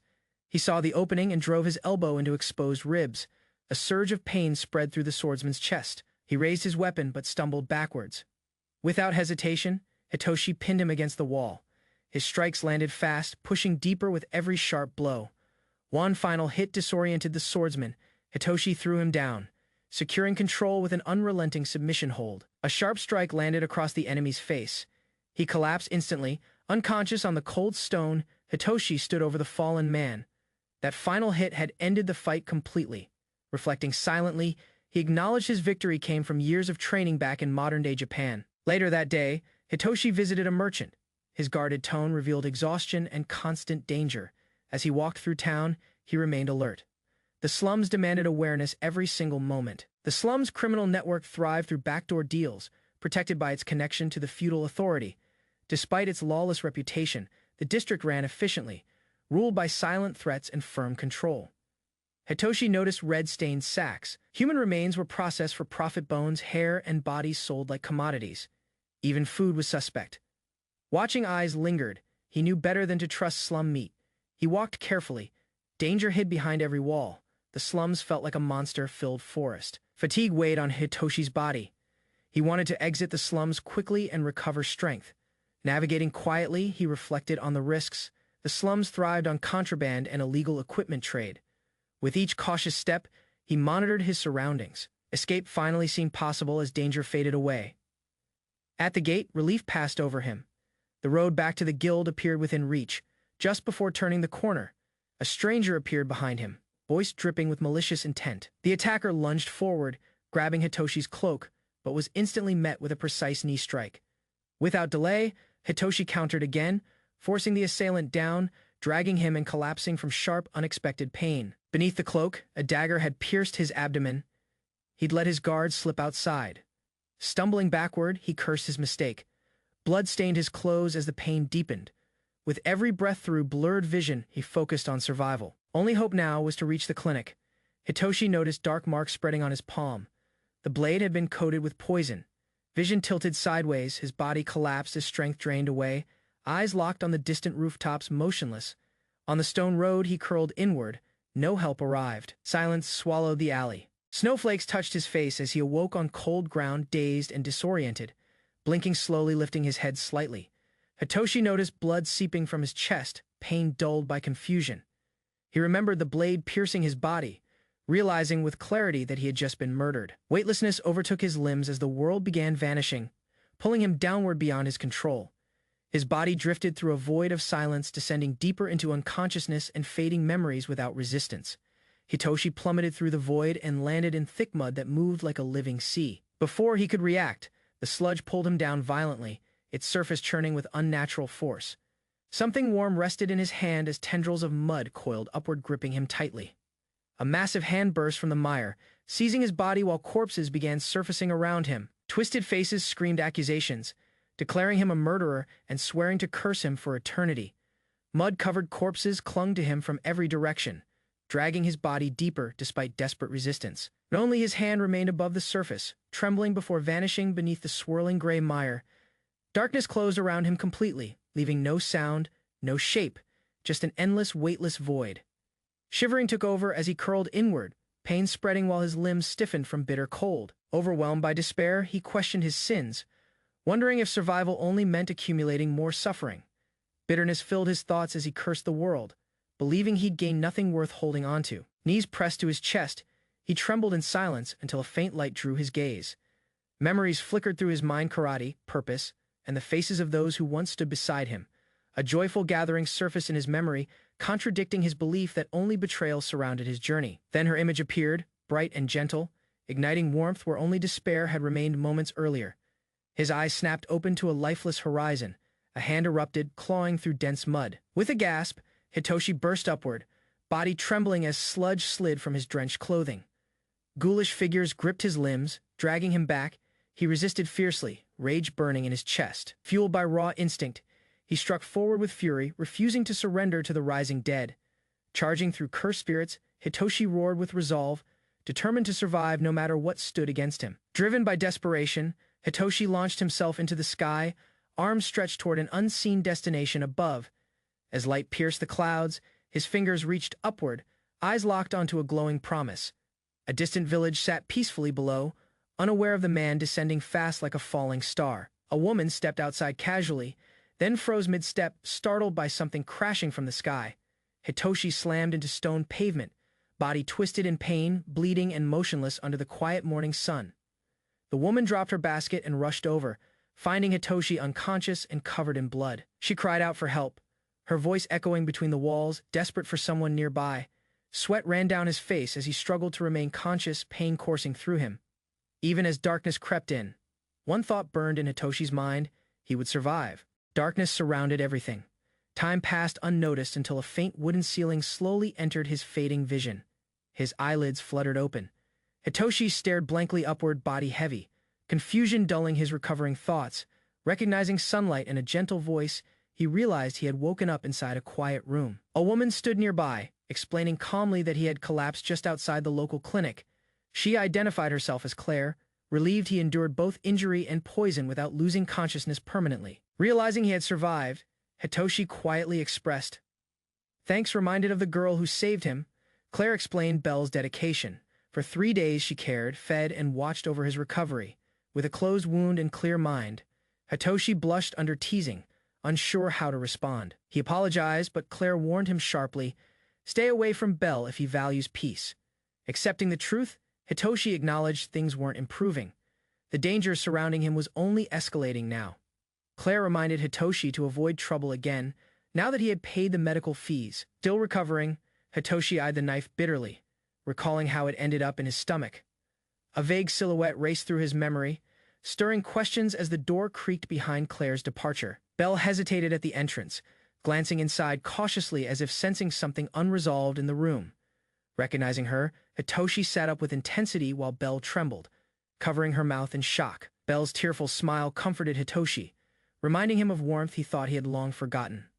While, joking, he admitted danger had increased, recalling Claire's warning about being stabbed in broad daylight without reason. To protect her from future harm, Hitoshi resolved to leave before anyone targeted her again. Before parting at the gate, she silently agreed, sensing his intentions without needing a single explanation. She secretly handed over an antidote recipe, urging Hitoshi to keep their lesson confidential. Hitoshi pulled out a Megad Empire gold coin to repay the debt he owed Belle. Belle lowered her head, overwhelmed by his gesture, quietly offering her gratitude with trembling hands and voice. Surprised, she added it included interest, making Hitoshi pause before asking if the amount felt right. Her expression softened into laughter, her honest smile returning without hesitation, just as he had hoped for. Watching her face light up again, Hitoshi smiled too, reaffirming that happiness suited her the most. Without exchanging farewell words, Hitoshi and Belle quietly parted, each holding back unspoken thoughts and feelings. Later, he stopped by a local inn, ordering food and momentarily enjoying the warmth of normalcy. Mid-meal, Gans entered loudly, surrounded by women, surprised to see Hitoshi seated alone and visibly alive.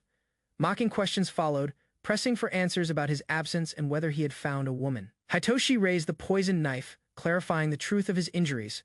Without exaggeration or unnecessary emotion, Hitoshi grew frustrated at the casual tone surrounding poison, then greeted his quiet friend Kaimon nearby. Kaimon recognized the knife, revealing its distinctive design belonged to Katsuo, a notorious underworld assassin for hire. Hitoshi froze in shock, learning the weapon's true origin and the deadly reputation of its former owner. Panic set in as he questioned motives, wondering who requested his assassination and why he was targeted.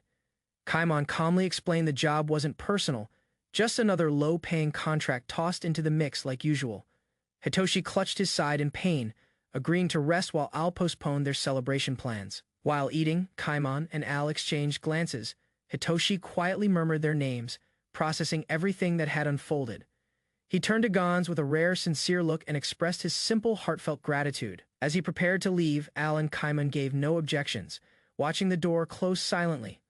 Latter, his current status updated level 15, skilled in survival, labeled monster, still growing through hardship.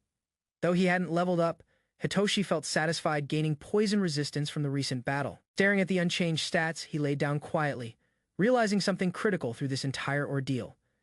The incident forced clarity. He had reached his limit, and any further hesitation could cost everything. Facing the truth, he acknowledged survival required strength, and strength meant confronting higher monsters with proper tools. To break past level 15, he'd need a black steel weapon and a rank 4 kill. Driven by new resolve, Hitoshi sat up, determined to acquire a black steel weapon. Next, the guild's emblem marked the grand entrance where Hitoshi arrived, seeking better survival tools. Inside, rare weapons lined the walls. A black steel axe immediately caught Hitoshi's attention. He learned its price rivaled a car. Only nobles or merchants could afford such luxury. Realizing it was out of reach, Hitoshi felt the gap between classes widen sharply. Instead, he settled for a small hidden blade, convinced it might prove useful someday. Walking through town, Hitoshi realized saving for a weapon would take far too long. Waiting meant danger. If he saved slowly, he'd also need strength to defend the savings. An idea struck him: complete a high-paying quest quickly. He rushed toward the guild meeting. To his disappointment, the group prioritized safety. This quest wouldn't earn him much at all. Options were offered, but none looked profitable. Hitoshi scanned the choices, weighing his chances carefully. Gon sat in complete silence, expression darkened. Hitoshi quietly slipped away from his intense gaze. Without explanation, Gons left the table. The others remained, confused by his sudden withdrawal. Concerned by the tension, Hitoshi questioned Al, wondering why Gon seemed unusually unstable today. Al revealed a broken affair. Gons' favorite woman had left him for someone wealthier.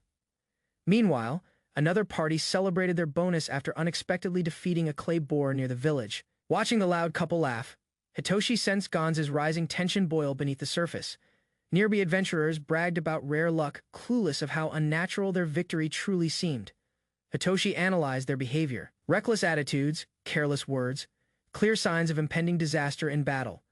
Although they lived today, he doubted they'd last. He quietly observed, withholding any warning. Suddenly, Gons exploded with fury, shouting across the tavern, silencing the entire room instantly. Gans glared intensely. The bar fell silent as tension gripped everyone around the table. Provoked, the younger man shouted back, refusing to back down despite Gans's intimidating presence. Without hesitation, Gans gripped his axe. All eyes shifted, sensing a fight about to begin. Hitoshi stepped in quickly, smiling as he raised his hands to defuse the heated standoff. He pulled the young man into a hug, hiding a silent strike behind his back. He collapsed to his knees, body trembling. No one else saw the strike's precision. Internally, Hitoshi explained the technique, a hidden palm strike delivered during a single breath's window. As Hitoshi exposed the man's posturing in front of the female adventurer, to smooth things over, drinks were offered. Gans interpreted it as earned respect and submission. As they walked away, the injured man hid his shame while his partner watched suspiciously. Rather than gratitude, cold eyes followed him. He reminded them survival wasn't earned alone. Relieved tensions gave way to laughter. Gans's voice boomed, dragging everyone into a round of drinks. In a world full of deception, Gans's blunt honesty oddly earned Hitoshi's reluctant respect. Peace settled briefly, no blood spilled. But deep inside, something warned it wouldn't last. Far from the tavern, Hitoshi now lurked masked in shadows, prepared for what came next. Then he sensed danger and turned quickly. But the arrow missed him by a narrow margin. Cries echoed through the woods as enemies surrounded him, leaving no opening for escape. With sharp instincts, he scanned the shadows. 8 armed adventurers aimed to take his life. He crouched into stance, preparing to face overwhelming odds, both behind him and ahead. A vast enemy formation emerged ahead. Hitoshi gritted his teeth, eyes locked onto approaching lights. Several goblins gather in the darkness, their weapons drawn, sensing the lone man's vulnerability. He clenches his teeth, mind racing with panic, unable to understand how things spiraled so quickly. Hitoshi squeezed beneath thick roots, holding his breath as boots stomped inches above his concealed body. Panic churned inside him, surrounded and exhausted. He questioned every decision that led him here. The morning began peacefully. He trained alone with new weapons until skilled pursuers ambushed him from nowhere. 3 escape paths were blocked. Only west remained. But beyond those trees loomed a massive goblin encampment, trapped between monsters and mercenaries. Hitoshi fought panic, desperate for any chance to survive this nightmare. They weren't after gold. Hitoshi could feel it, these men truly intended to kill him. If he fled now, they'd hunt him again. This fight was inevitable and deeply personal. Rather than run endlessly, he would fight where he held every advantage, the wild forest itself. Without hesitation, Hitoshi sprinted toward danger. Pursuers shouted, arrows flew, but he refused to stop moving. Soon, the trees parted. He charged straight into the goblin camp, unseen by both sides. Goblins froze in shock when Hitoshi appeared. Instead of fleeing, he bolted straight through them. He let out a roar and struck the closest goblin with a precise, brutal blow. One goblin dropped instantly. Others scrambled back as Hitoshi took a defensive stance, watching their movement carefully. Adventurers chasing behind suddenly halted. Their expressions shifted when they realized who now surrounded their target in force. Panicked by the goblin horde, the group ordered retreat. But Hitoshi knew escape wouldn't last. A goblin warrior charged recklessly, shrieking defiance. His kind would never retreat or negotiate peace. One adventurer answered the cry with a roar, rallying his squad forward into the chaotic swarm.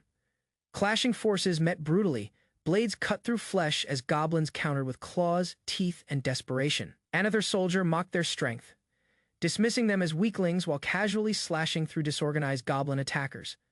Behind him, Hitoshi emerged from shadows. His intimidating presence made even veterans freeze in place. One adventurer mistook him for a goblin. Hitoshi responded with a crushing, direct punch. Without hesitation, he drew his sword and claimed it, knowing another attack could come any time.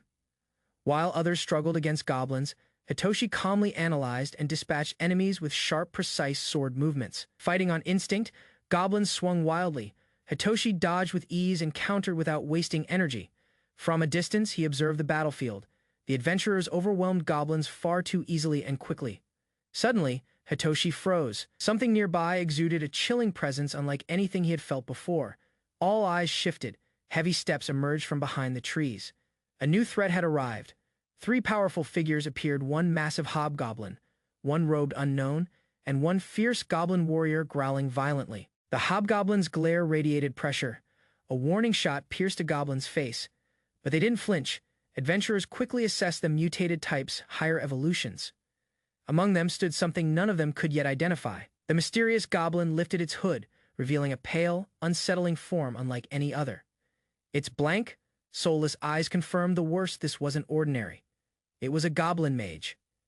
Hitoshi, hidden in the trees, caught his breath. He anxiously observed what would happen next. Tension rose as both sides prepared. 6 skilled adventurers now faced a coordinated goblin elite unit. A massive foot slammed down near armed men. Hitoshi, hidden in a tree, watched silently. Goblin forces advanced in formation. Adventurers formed ranks, with frontline fighters ahead and rearguard behind them. A second goblin unit emerged from the forest, surprising the adventurers with a well-coordinated pincer attack. Confusion erupted as the vanguard broke formation. A goblin mage raised his hand, preparing to cast a spell. With a twisted grin, the goblin unleashed his magic. Hitoshi stared, witnessing his first fireball. Hitoshi nearly fell from the tree, overwhelmed by excitement after witnessing real magic firsthand. The fireball struck its target directly. The adventurer staggered, flames consuming him as goblins pressed forward. The goblin warrior finished the burning man. 5 adventurers remained as chaos began to spread. Adventurers regrouped quickly. The rearguard retaliated, cutting down goblins and forcing them into a desperate retreat. Just as victory seemed near, goblins suddenly changed course, charging straight toward the vulnerable vanguard fighter. The goblin clung to the adventurer's leg. That single distraction exposed a deadly opening. Sensing the chance, the hobgoblin lunged forward and brutally struck, instantly decapitating the distracted adventurer. Another warrior responded swiftly, stabbing deep into the hobgoblin's back, drawing its attention with focused aggression. Roaring in pain, the hobgoblin turned, only to be pierced through the chest by another blow. Its final scream echoed across the battlefield. Hitoshi stood still, recognizing it as a mourning wail. The hobgoblin stood firm. 3 warriors faced 3 adventurers, and the outcome remained uncertain. Positions shifted, both sides assessed each other, readying their weapons for another fierce and decisive confrontation. Hitoshi analyzed the formation. 1 adventurer would face the hobgoblin while others fought the mage and warrior. The goblin mage raised its staff. With a yell, it began casting a spell with urgency. Targeting the threat, the archer steadied aim, hoping to silence the caster before magic unleashed. A goblin warrior charged, drawing the swordsman's attention. The archer loosed his arrow without hesitation. The arrow flew fast. The mage continued chanting, hand raised, ready to unleash destructive magical force. Magic activated just before impact. Fire erupted toward the swordsman, surprising everyone with its sudden shortened chant. Too late to react. The swordsman burned. Hitoshi realized the goblin had faked the initial chanting time. Shock gripped the archer as goblins closed in, mocking their failed strategy and panicked reactions. The archer fled toward the forest above. Someone hid, fearing discovery from the fleeing figure. Pressed by desperation, Hitoshi agreed to join. Both sides acknowledged a temporary alliance for survival's sake. With no time to plan, they jumped straight into battle. Enemies rushed in with weapons drawn. Hitoshi sprinted toward the isolated mage. He had one goal: stop the chant before it began. A crushing punch landed cleanly. The goblin staggered back, defeated by raw power instead of strategy. A goblin stepped forward, weapon ready. Hitoshi noted its power but also recognized its openings. It crouched low and charged. Timing would decide the outcome. Hitoshi watched closely for a gap. One swift kick connected. The goblin staggered, unprepared for Hitoshi's well-timed counter with precise technique. While the enemy collapsed, Hitoshi crushed its final movement. He remained calm, having read its pattern. With a glance, he confirmed the others succeeded. The skirmish had reached its quiet end. Bloodied but standing, the armored warrior fell. Only one remained. Hitoshi faced the last true threat. A powerful hobgoblin stood over a corpse. Their eyes locked, both understood the final battle approached. A hobgoblin once killed without mercy. In contrast, this one hesitated, sorrow clouding his gaze. Guilt swelled within Hitoshi. Watching the aftermath, he muttered softly, accepting the truth this was his doing. Blame burned in the hobgoblin's eyes, not toward others, but inward, burdened by irreversible consequences and regret. Without turning away, Hitoshi steadied himself. Rage wouldn't guide him. He chose resolve and faced what must come. Tension gripped the air. Neither warrior moved. Honor, pain, and duty demanded everything be decided by strength alone. The hobgoblin roared and raised his weapon. Hitoshi didn't flinch, eyes locked on target. Reacting instantly, Hitoshi stepped back. The sword missed, but its pressure alone made him break into sweat. Calculating his next move, he realized distance was a disadvantage. Closing in was his only chance. Suddenly, he lunged forward. The hobgoblin's foot shifted, and a sharp reaction followed with unexpected speed. To Hitoshi's shock, the hobgoblin blocked with intent. He had already adapted to barehanded combat. He delivered a sharp knee strike. The goblin staggered, surprised by the human's sudden aggression. Without delay, the goblin braced his leg. Muscles tensed while a grim smirk appeared across his face. Striking the joint disrupted movement. Hitoshi had calculated the position carefully to restrict directional shifts in the goblin's stance. Despite the control, the goblin reacted. He raised a heavy fist and aimed to retaliate immediately. Just before it landed, Hitoshi launched upward, his punch driving deep into the goblin's jaw and lower chest. Even after that clean hit, the goblin stood firm. His resilience exceeded Hitoshi's expectations. Hitoshi clenched his jaw, realizing the enemy remained unfazed. A stronger follow-up would be absolutely necessary. Blocking the counterattack, he shifted his stance. Another precise strike landed, hammering the goblin's ribs with force. Damage was clear, cracks formed beneath his skin. Still, the goblin kept standing, unfazed and ready. Before Hitoshi could retreat, the goblin's blade ignited. A deadly aura surged. Immediate danger overwhelmed his thoughts. The goblin roared while twisting his body unnaturally. Hitoshi misread the wide swing's true purpose. Without warning, the goblin hurled his sword. It spun through the air directly toward Hitoshi's face. Eyes widened in panic. There was no time to evade. Instinct screamed as the blade approached. At the last instant, Hitoshi shifted. The goblin's surprise attack grazed past him, narrowly avoiding fatal impact. Standing again, the goblin mimicked Hitoshi's strike. He copied the uppercut, flawlessly adapting mid-fight through raw battle instinct. Panic surged through Hitoshi. After the sword hit, his arms were useless for defense. A punch slammed down toward his head. He grit his teeth and braced for impact. Both fighters paused briefly. Blood dripped, pain echoed, but neither was willing to fall just yet. Hitoshi's earlier punch had struck the skull. Unfortunately, the goblin's technique turned it against him completely, even exhausted. They advanced both understood this battle wouldn't end until one collapsed completely. Hitoshi analyzed the damage. Both fighters were battered, bloodied, and struggling to stay on their feet. The goblin hesitated, fists clenched tightly.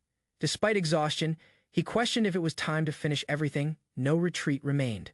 Hitoshi met his gaze with resolve, predicting the goblin's next move. Exactly. As the goblin launched a strike, Hitoshi moved. Both fists collided with precision and lethal commitment. Timing decided everything. Hitoshi's counter landed clean, their final blows crossed paths in a perfectly matched exchange. The ogre blocked the punch with his forehead, enduring the blow without flinching or stepping back. Blood dripping. He pointed toward his chest, daring the human to strike a vulnerable spot directly. Without hesitation, the human drove his fist into the ogre's solar plexus, staggering the massive body. The ogre's footing broke under pressure, knees bending as his breath was violently forced from lungs. Collapsing to his knees, the ogre fell behind the warrior, unable to continue the brutal match. Hitoshi stared down at the fallen opponent, overwhelmed by silence and disbelief in victory. Kneeling beside the body, he honored his adversary, acknowledging the strength once fiercely displayed. With a solemn gaze, he whispered his final farewell, offering peace to a worthy rival. The man lay still, blood pooling beneath him as his enemy's foot hovered in silence. Hitoshi stared coldly, battered and exhausted, confirming the fight's end if the dying man still breathed. Despite the mortal wound, the fallen man whispered agreement, confused why he became a marked target.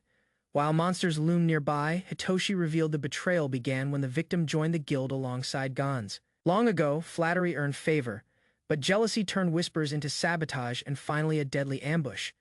At first, they underestimated him, but one unseen technique shattered their confidence and ignited fear. They feared his rise, unsure of his intentions, and planned to eliminate him before revenge struck.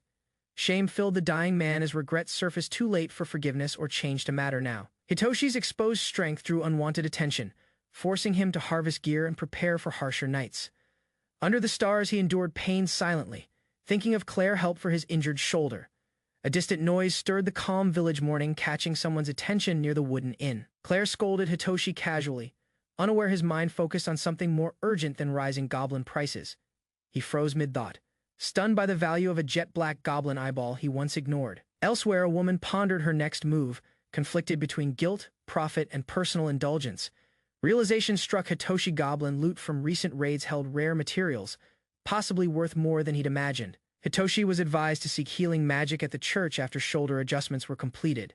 At the church, a young priestess responded eagerly, casting a spell with confident force and urgency. Feeling guilty for impure thoughts, he reflected in silence, blaming himself while the spell restored his body.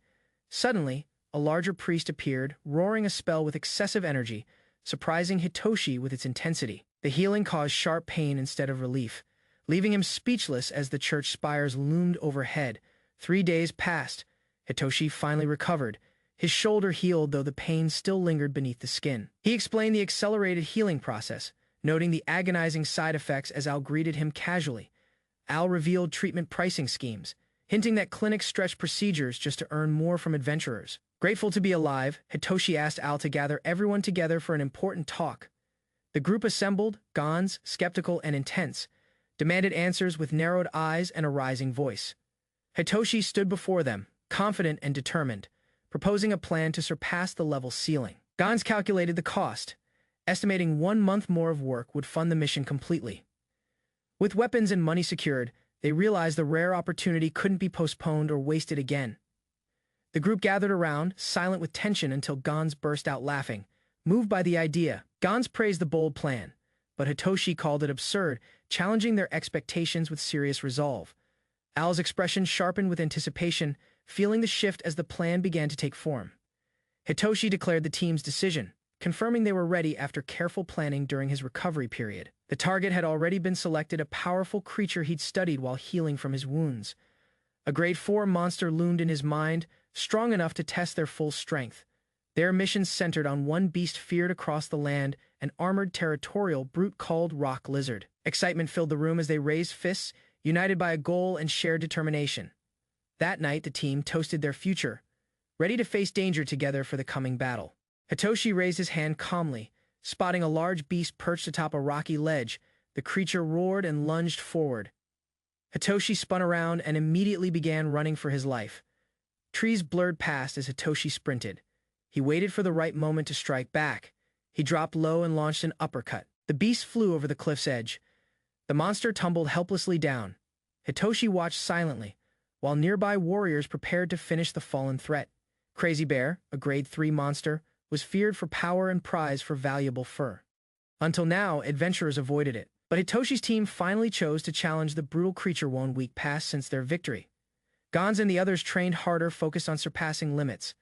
Breaking the level ceiling became their goal. Words were simple, but their meaning carried real weight. Most adventurers stayed stuck, but surpassing level 20 could earn fame, power, and elite recognition. Adventurers surrounded Hitoshi. Each figure carried unknown pasts, unspoken reasons, and personal goals to chase. Some dreamed since childhood. Others escaped poverty or noble shadows, all aiming to prove their worth. Regrets and frustration built inside many. Unspoken thoughts lingered about betrayal, failure, and the pressure to improve. Even confident warriors like Gons carried hidden struggles. Hope reignited ambition long buried beneath past disappointment. Kaimon trained harder.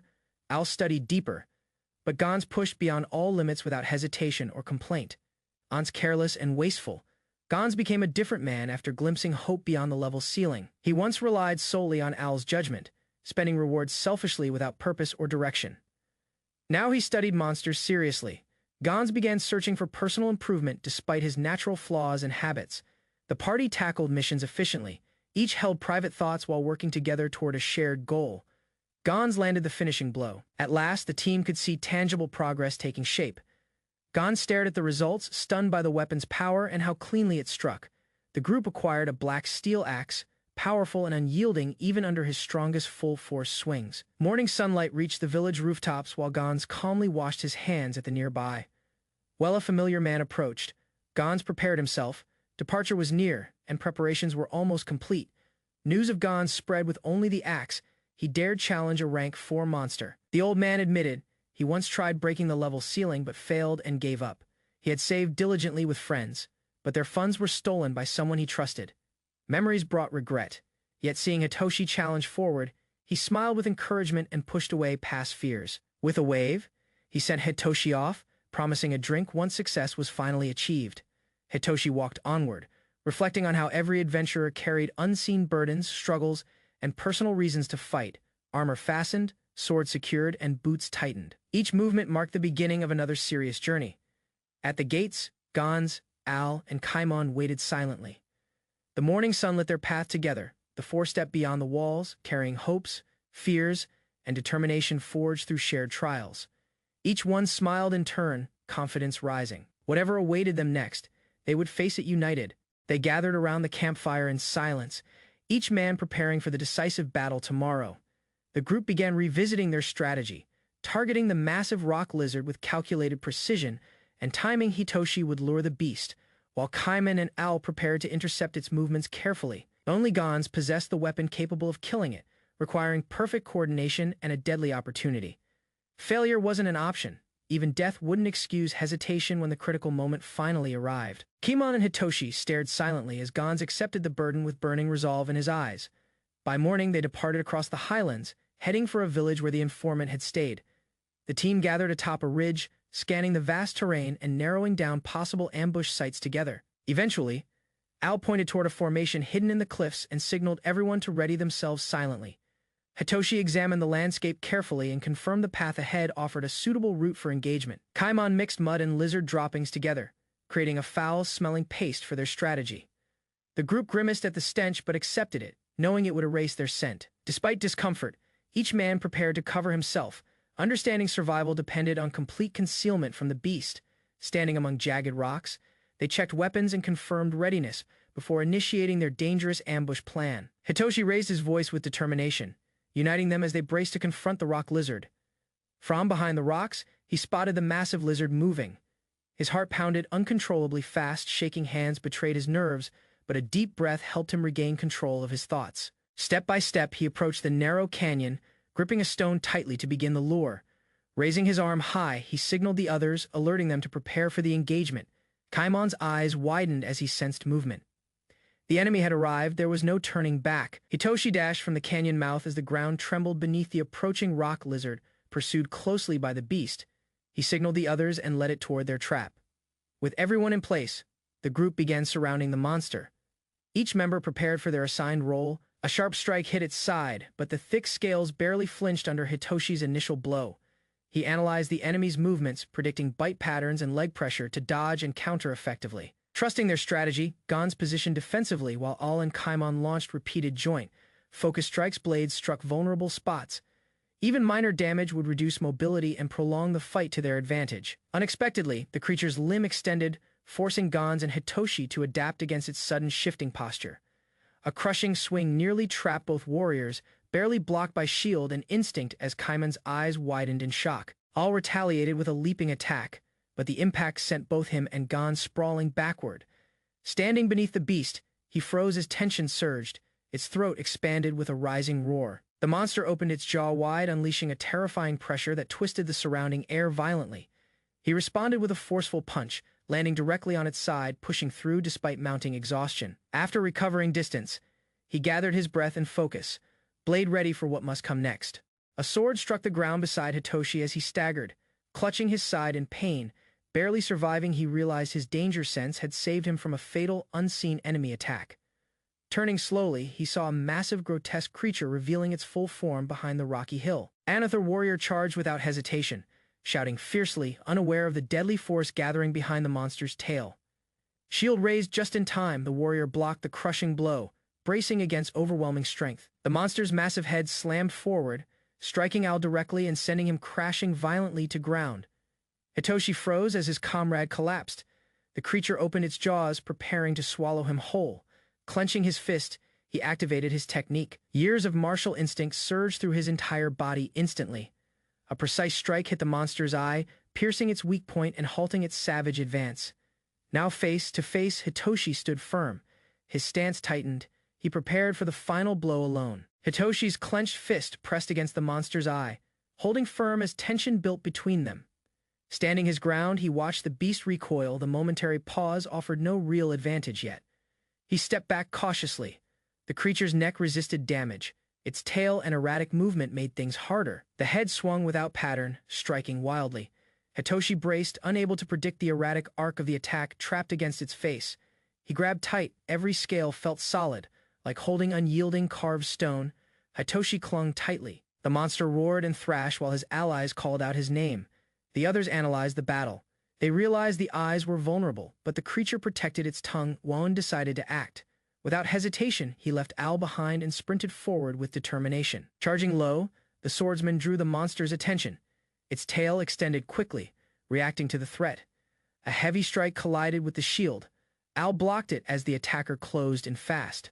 The monster opened its mouth wide, preparing another attack while its body trembled from damage. Kimon's strike disrupted the beast's power.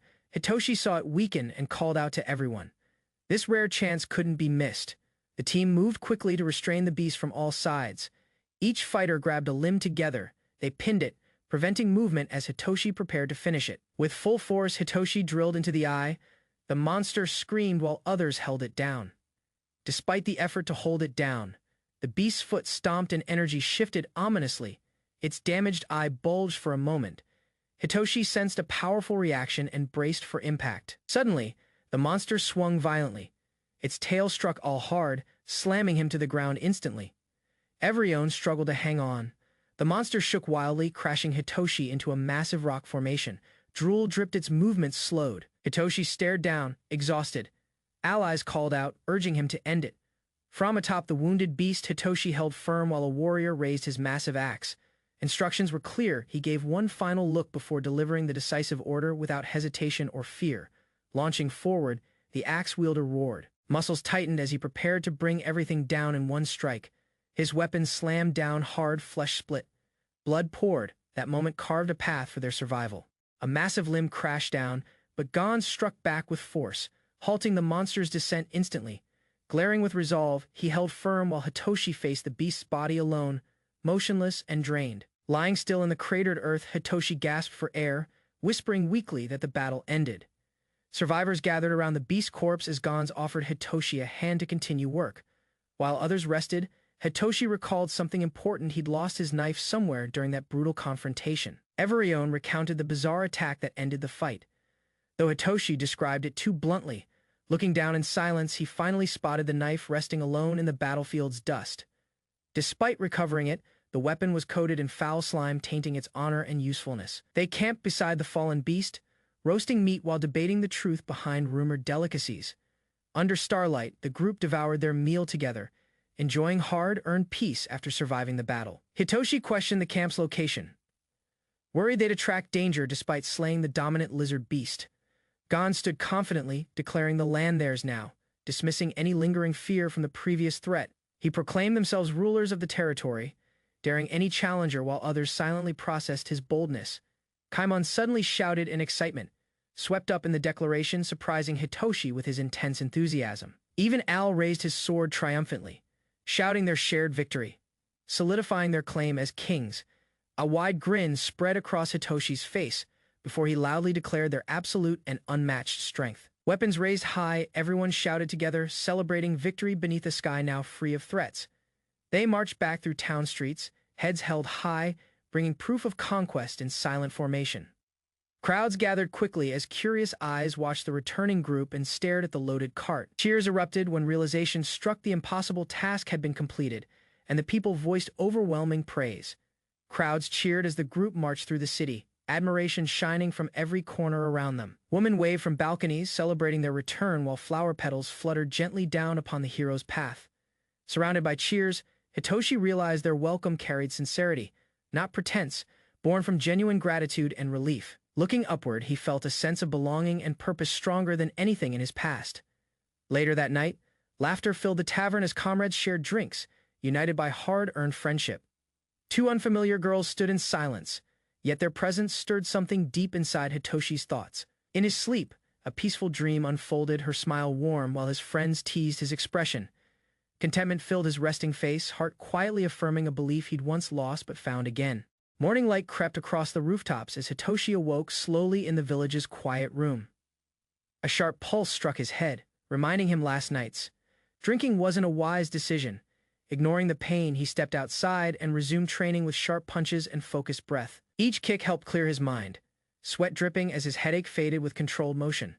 After finishing, he received warm food from a villager, grateful for the small kindness offered. The aftermath of the party left bodies sprawled across the floor, snoring and obstructing morning business. Hitoshi sat down with his companions, rubbing his head as soup was served with casual banter. One by one, the others descended the stairs, laughter erupting at the sight of spiky hair. As the teasing continued, Hitoshi's smile faded, replaced by a throbbing headache and rising discomfort. A flash of memory struck hard, triggering a violent reaction as he slammed the wooden wall. Armored guards marched out from the gate, their synchronized steps echoing through the narrow stone streets. Behind them stood a cloaked figure, heavily adorned, surrounded by loyal soldiers and bristling spear tips. The man's imposing figure came into view, face calm yet hiding purpose behind ceremonial fur and gold. A young informant trembled as he reported, nervously receiving acknowledgement and a brief nod of approval. With a cold stare, the man confirmed the target's location, silently branding Hitoshi's group as prey. Lowering his voice, Al leaned in toward Hitoshi, sharing grave news with a serious expression. He revealed they had drawn attention from a noble, and danger now surrounded them unexpectedly. Everyone at the table froze in shock, silence thickening as realization set in all at once. They now faced the city's most powerful enemy, one commanding politics, magic, wealth, and military might. Conflicting thoughts surged, but Hitoshi forced himself to focus on escape before falling into deeper chaos. Hitoshi assessed the odds and declared the truth. Escaping together would guarantee everyone's immediate capture. While Al hesitated, calculating alternatives, Hitoshi pressed firmly that fleeing now was their only realistic choice. Kaiman proposed a bold distraction plan, risking his life to punch the noble and draw attention. Rejecting the idea, Hitoshi insisted the role of bait should fall to him instead. He reminded them of his pride, but knew nobles would hunt him endlessly for such defiance. Hitoshi stood firm, eyes unwavering, confirming his decision despite Al's silent disapproval and rising tension. Al, unable to argue further, nodded with respect, placing complete trust in Hitoshi's chosen sacrifice. Their eyes met across the table, silent understanding passing between comrades facing an impossible situation.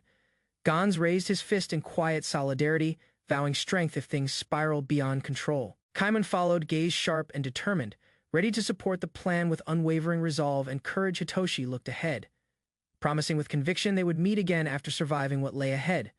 Their fists met in unity, forming a quiet farewell before each moved toward their duty. Before action began, the noble himself appeared, stepping forward to speak with authority and veiled threat.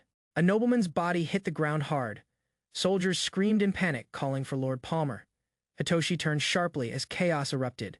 Gans stepped forward, enraged by the enemy's cowardly surprise attack. Their eyes locked with burning tension. Gans lunged forward, swinging a crushing fist with precise explosive force. Stone shattered as Gans crashed headfirst through the fortress wall, opening an escape path for everyone behind. While debris settled, Hitoshi dashed into motion. Others followed quickly, seizing the chance to flee. Hitoshi clenched his jaw as the old man gave one final message. "Don't die today."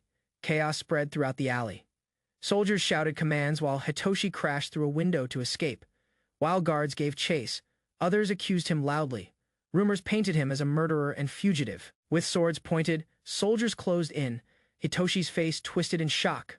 Realizing the net had already tightened, the false charge spread fast. He fled into the crowd, hiding from eyes filled with suspicion.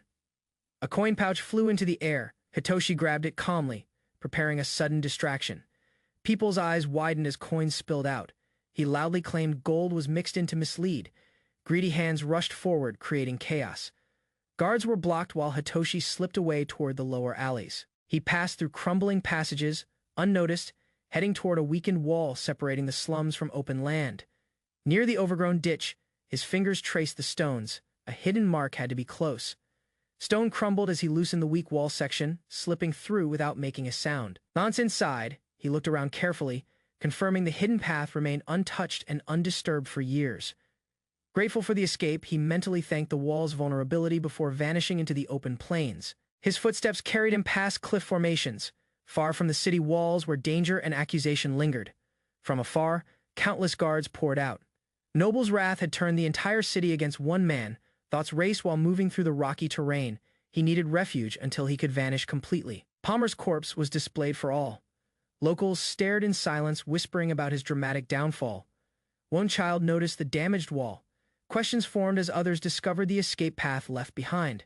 Before fleeing, Hitoshi entrusted valuables. The innkeeper's daughter received his storage key and final instructions without hesitation. Trust remained unshaken. The old man smiled, confident those involved would survive despite the looming danger. He walked beyond the mountains, following no one. Every step carved out his own survival path, under looming rocks and deep silence. His eyes scanned the night horizon for movement or light, crossing ridges and valleys. He stayed alert. The terrain grew steeper, and shelter remained uncertain. Sharp sounds drew his gaze forward. Muscles tensed. He crouched low, hiding in tall grass quietly. Boots reached the cliff's edge. Below lay only darkness. He stood still, measuring his next move. Forest loomed ahead, silent and vast. Leaves rustled. He braced himself against the wind. His eyes softened as he stared ahead.